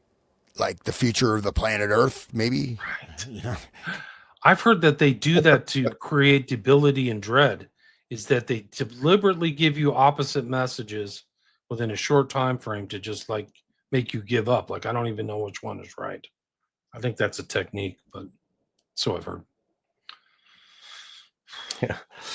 Well, our minds are putty, so engage world controllers. Right. I mean, we're all Grok the Clown. You said that before we started, but like all the normies out there are. Oh my God, dude. Grok the Clown. Dude, this guy, what he just stated, used to sell shiitake mushrooms. The first Grateful Dead show I went to, I bought a bag of shrooms. Bag of shiitake shrooms. Everyone was laughing at me. It's probably that dude. But were you hypnotically triggered to just think you were high? No, some like creepy dude. I think I was like 15, and some creepy older guy who was like a carpenter, but he wore like these overalls, and the guy was really creepy. And he took me to the show, and then he's like, "Where's your money?" I said, "I bought these shrooms." and Bloodhound Town said, Sean, I had a very similar experience to Sean at 60 times. Is that 60x? That's like the salvia. If you smoke a normal amount of salvia just off the plant, it's 1x. Okay. So what they do is like 1 times the potency. And so they, in a lab, they like compound the potency so that you get, and then they like spray it on like this like just changa, like this. It's just like basically tobacco, the inert material that you burn in a bowl like weed, and it's the same thing as the K2 where they just spray it on inert material. It's this liquid chemical that people are smoking. It's really sick. But anyway, the 60x is too much. 80x, what was I thinking? Like my first time, I never tried it, dude. And how long were you out for? It's quick. It's like 15 minutes, you're back to normal. You're back to normal. But like 6 or 7 minutes is like really peak. My cat, I had a cat at the time. My cat like saw me fall from the wall. Like I actually fell down, and then like I was 3-dimensional again, and my cat was looking at me like I'm crazy. I'm like, I'm sorry, cat. Like his name is Maceo, and but anyway, it was very scary. And everybody I ask. And everybody that I've ever like done, like, oh yeah, hallucinogens, you like hallucinogens. Okay, well, you ever tried salvia though? Like, it's just like it's always a story. And like one of my best friends talks about how he was cut in half. His whole body was divided in 2, and he was like, "Oh my god!" Like it's the fucking scariest thing in the world. Yeah, dude, salvia, and that's why it's legal, because it's so goddamn scary. That's my opinion of that shit. Those are those are traumas too, right? Yes. I mean, and I know one guy who he did something similar to that. I mean, as far as I know, maybe for at least 10 years or whatever, he was gone. he may be better now, but as far as I know, I think he's gone from what? Say that again. No, I mean just his mind is gone. The salvia did From it. too much Yeah. salvia. I guess so. I don't know Was something. it one hit? Did it drive him into psychosis, or was it multiple? I wasn't. It wasn't a direct. Friend of mine was a friend of my younger brother, but I guess he thought this guy. Thought his neighbor was Satan, and his other neighbor was God. Oh, And then man. he was trying to kill Satan, and like he was in a state of psychosis so much he got institutionalized. And that's. I mean, it's probably better not to do that. Yeah. Yeah, I would say psychedelics or roll the Who was dice, it? guys. That dude, I mean, LSD is much more easy on your brain than salvia divinorum. Trust it, ADX, like anyway. But I'm just saying that that what's his name, Terrence McKenna, he promoted salvia. He was pushing salvia. That was his whole thing. You can Dude. do it legal. What an asshole. Yeah, Terrence, that's what I'm saying. Talk about Yeah. NLP. Terrence McKenna is not, what I mean? That guy was very shifty and it did a lot of damage actually to people. You know what I mean? Because people trust somebody, right? Else, right. But And Leary, for that matter, a lot of these guys did a lot of people wrong. but They never Larry, explained. I apparently like this ayahuasca trend. Like some people receive these, heavenly, visions, but then other people are thrown into freaking the ninth level of hell. Like it's a roll of the dice. I don't know what the basis is, whether you have a good or bad outcome, but apparently not all outcomes are good. well, no, ayahuasca is used, like the Church of Santo Daime, right? They literally summon entities, they summon spirits, they Green summon Man demons. or whatever. Yeah. No. I mean, they summon all kinds of different spirits Oh, and wow, entities. No, I unfortunately went to this thing. My brother said, "Oh, this will be healing, relaxing." I didn't know what it was. Some weird cult in the middle of the forest in Maryland, like this This red was a barn. great story. Yeah, just trapped. I thought they're human sacrificing this girl. You couldn't leave the room. Wow. And they would drag people back in. They had all these bouncer dudes, and people are they're like, let them come on in. And I'm seeing these entities coming out. There's like this Eye of Sauron opened up, and all these demonic entities are pouring out of it. And like one guy, he's an ex-con. I guess he wrote a book about it. He got possessed by a spirit of this Native American who was killed on the land, and he wanted to kill me. And I'm like in the bathroom. It's like, I will kill you. He's talking in Navajo, and he was possessed by the spirit. Everybody was getting possessed, and multiple people involved with this either permanently have things attached to them, and I know 4 people who are permanently insane from that. Wow. Because of the energetics and the portholes. It's used in a lot of shamanistic stuff and all these other things. So it can be very dangerous, but it depends on the context and setting. But it's very much a spirit portal, ayahuasca. And you really need to know what you're doing. And I would not, that was. Yeah, I don't recommend people using hypnosis or heavy drugs in any way, shape, or form. Salvia. There's a lot of danger here. There's a lot of risk. It's a lot of roll of the dice. I know people who've lost their minds. I had a guest on my show whose left arm was possessed by a demon because of he was tripping on ayahuasca and harmine and like these other couple of things. And he was talking to it and it was responding to him, and he's learned to live with it. He was a guest on my show. Everybody should check it out. I should call him and have him on again. But Jerry Marzinski introduced me to him, and we all talked together. It was phenomenal. He will teach you about there are evil magicians that use the demons and the drugs to enslave people. I mean, and they rape on people. It's not like, it's really. I'm not surprised. You should get me in touch with them. Don Henley says, cool show and topics. Thanks, Big. Good to see you. Welcome back. I'm back.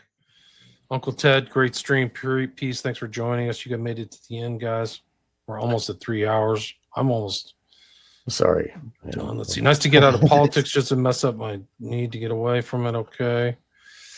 But most of what you see on YouTube is paid boost. I'm not surprised. They all get handlers. Yeah, they do. Yeah. They put millions into YouTube. Yeah, they do. Huge offers. We are being mind-effed by the rogue aspect of the agencies and our military. Yeah, I think so for sure. There's absolutely. I mean, it's a lot of these techniques are used to perpetuate war, to perpetuate mind control. Yeah, people don't understand how ruthless these people are at the top. They do not give a crap. Don Henley, Trojan horses implemented. Be ready for false flag psyops guaranteed. A whole new era with AI in the mix. Wait until quantum computing. Yeah. No, we're entering into the digital Alice in Wonderland, guys. It's not a joke. And there's that movie, right, about, I forget the name of it, but it's about this, all these like high tech moguls, and the whole world basically starts collapsing because they have all these deep fake movies, and then basically everyone's killing each other, and, you know, governments are falling all over the world. I want to see that movie, dude. What movie is that? Yeah, Sera is a plural of serum. Oh, I see. Yeah, which I knew that. That makes sense. Uncle Ted, Courtney Love's dad, was the real supplier for LSD. Not surprised. Right. Copying behind, but love the show. Thanks, guys. Appreciate it. LMFAO, Hans and the mushrooms. Yeah, that's a whole nother show, Hans. You have to tell that story on the record. Quite unpleasant. Definitely got the chopped up feeling. Took a bunch of Dramamine pills. Let's see. Okay. Stick with regular acid. Mushroom. We hang out. Scopolamine. Castaneda. You guys are trying to like, hey, shout me out. Okay, Lucian, shout it out.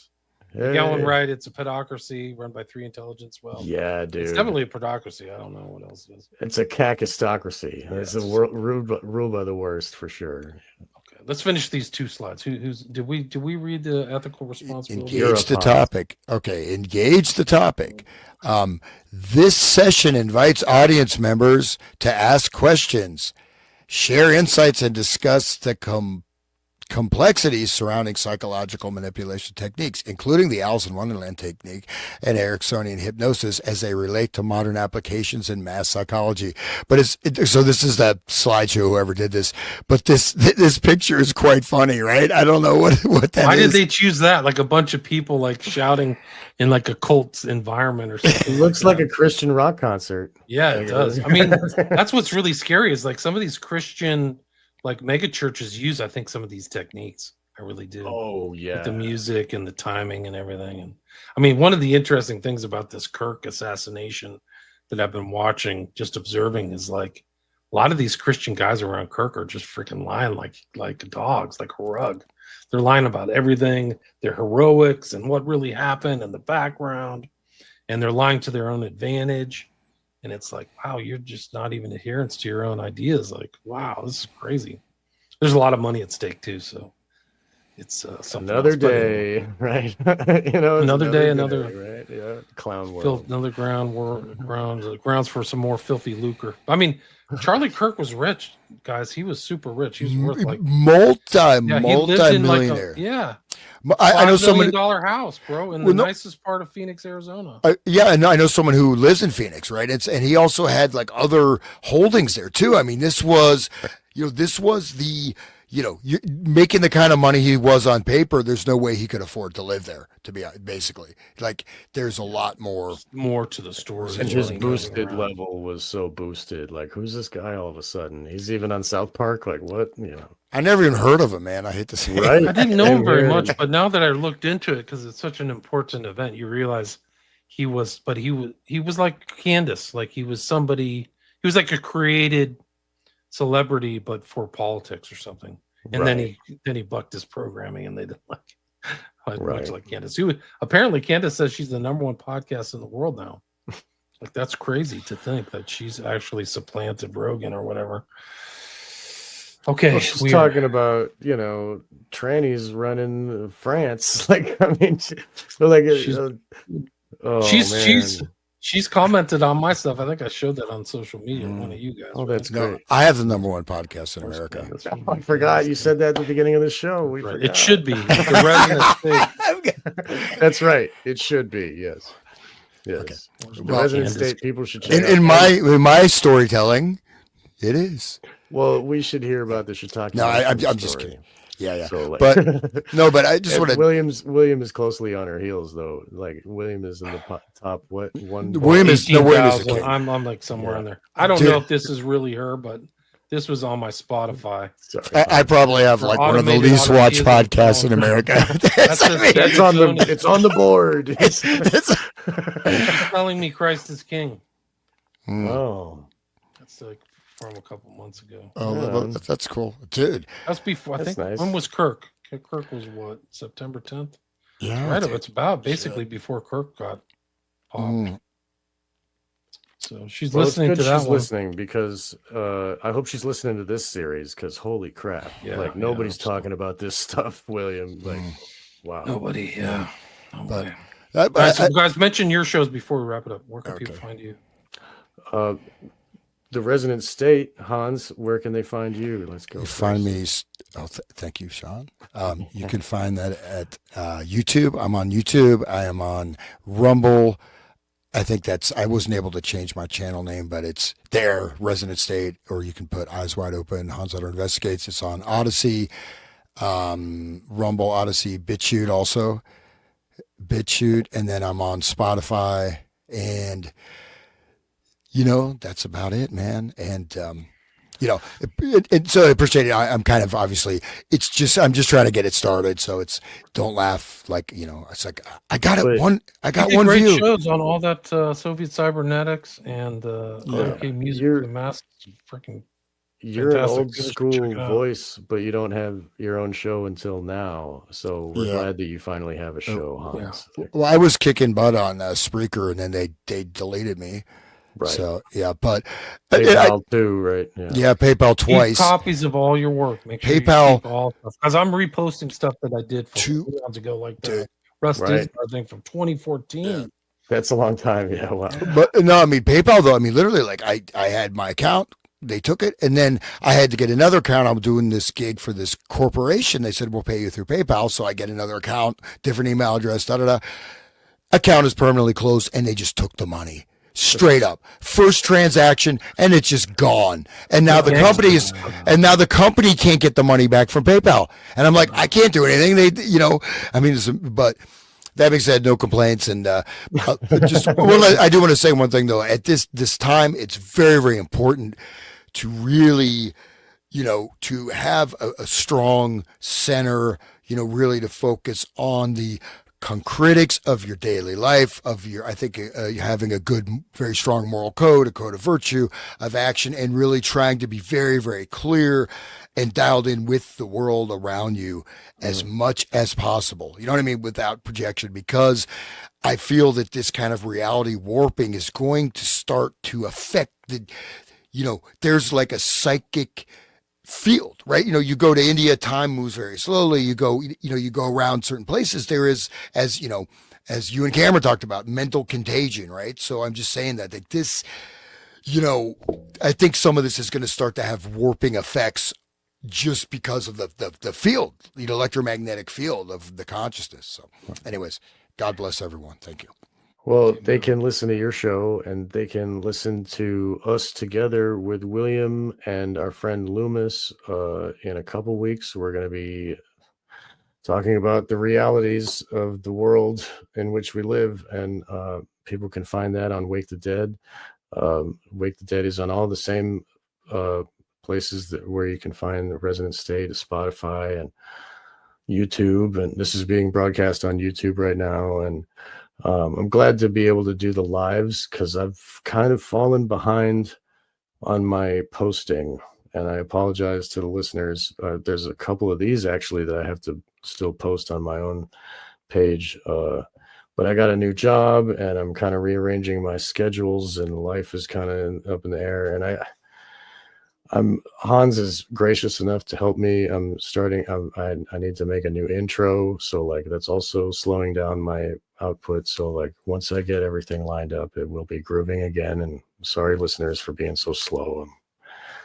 I'll get to it eventually, but life is happening, so I have to, you know what I mean? So, but God bless you. And yes, I also have a donate page, so please help as my life happen a little better. And likewise for Hans and for William too.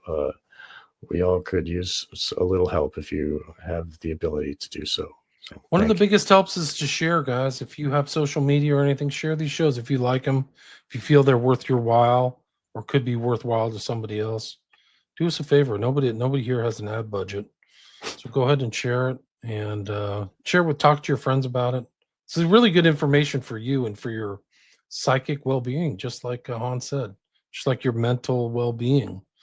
Like some of these people are using dark persuasive techniques against you, businesses, corporations, politicians, stuff that probably if you knew this information, you'd be inoculated from falling for, whether it's the dumb war in Ukraine or, I mean, there's so many things, COVID shot. I mean, we really are kind of victims to a lot of this to some extent, on some level of the spectrum, either to a greater extent or lesser extent, or the fact that other people are victims in your family who just believe everything they watch on the flashing mind control box or something like that. Like somebody listens to this stuff, they'll be like watching Fox News or CNN or something like that with a little bit more critical analytical techniques or in their mind. And then maybe this isn't worth my time. So share the show, help each other out. We're just nodes on a decentralized system, and they're making a move on the corporate media now. There's just tons of, they're actually going to discredit themselves. They're such jokers for spending all this money. Nobody's going to listen to some of these jokers, but the alternate media kind of is the kind of the last refuge of freedom and liberty. Honestly, it's that serious. So if you have a few extra shekels or pay for somebody's coffee or something like that. Yeah, we need to find your website, William, because that's where the clarity is found, right? WilliamRamseyInvestigates.com. We need to mention that before this is over, please. And I just also want to say thank you, William, for putting together this really, I really enjoyable and extremely informative deep dive into these topics, because just one thing, throw out there, like, one of the sort of dangers of the alternative media or anything else is that you get a single word. Oh, he's using NLP. Do you even know what NLP is? No, you don't. Or mass formation psychosis. What is that? It's somebody's using it. You get a little thumbnail definition. You think you understand it. You don't.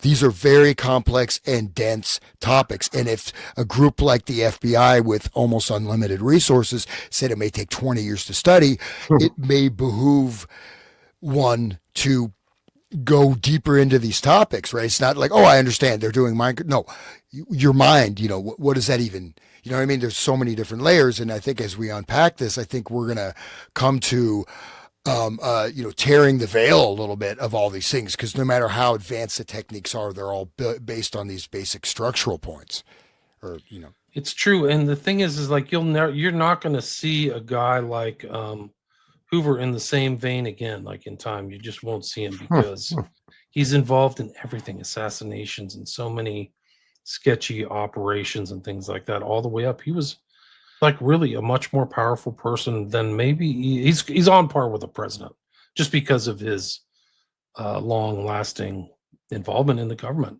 So these things are all going to unfold. He's there be like MLK, Malcolm X, JFK, RFK. He hated Robert F. Kennedy. It was personal. So what you're going to see is going to make perfect sense if we can get there. We made it through 100 pages so far, but I think that the kind of riffing and stuff like that contextualizes this so people can kind of understand how rooted this is in our consciousness, but that some of the stuff isn't, but there's also stuff people can grasp onto. But like we're literally, these mind control techniques could come all the way up to like modern day people who are doing mass shootings. I think for sure that guy who was Aurora shooter, Holmes, and Mangione's very strange, and Ruth is very strange, but it goes all the way back to the early 30s. So thanks everybody. Thanks for listening. Really appreciate it. Made it 3 hours, guys. 250 listeners, live listeners. So that's like a lot. Like I had a lot for Riley Strain, like I had a lot of listeners for that, but this is a lot of listeners. Anyway, anything you guys want to add to finish it up? Thank you, listeners. We appreciate you listening live. It's great. We don't advertise this stuff. We just click the button. So the comments are great too. They really add to the whole discussion too. So I'm thankful for everybody for commenting and stuff like that, but please share the show. Hans, anything you'd like to add? No, I just appreciate everybody listening. And, as we wind down the American Empire with the great orange baboon at this helm of state. I'm just kidding. I'm just kidding. Very much he didn't follow any of his campaign promises, dude. No, anything. Stop the war. He know? did He went back to campaign with the Warlow. Israeli flag behind him, though, so that was kind of one of his promises, wasn't it? So I guess he kept that up, right? Yeah, he did do that. Yeah, He likes pushing in the chair for Netanyahu and Mariam right. Allison, Yeah, like a good little red-haired butler. You even stretch, bro? Oh, you're so good. You're never gonna let that down. I watched that scene 3 times.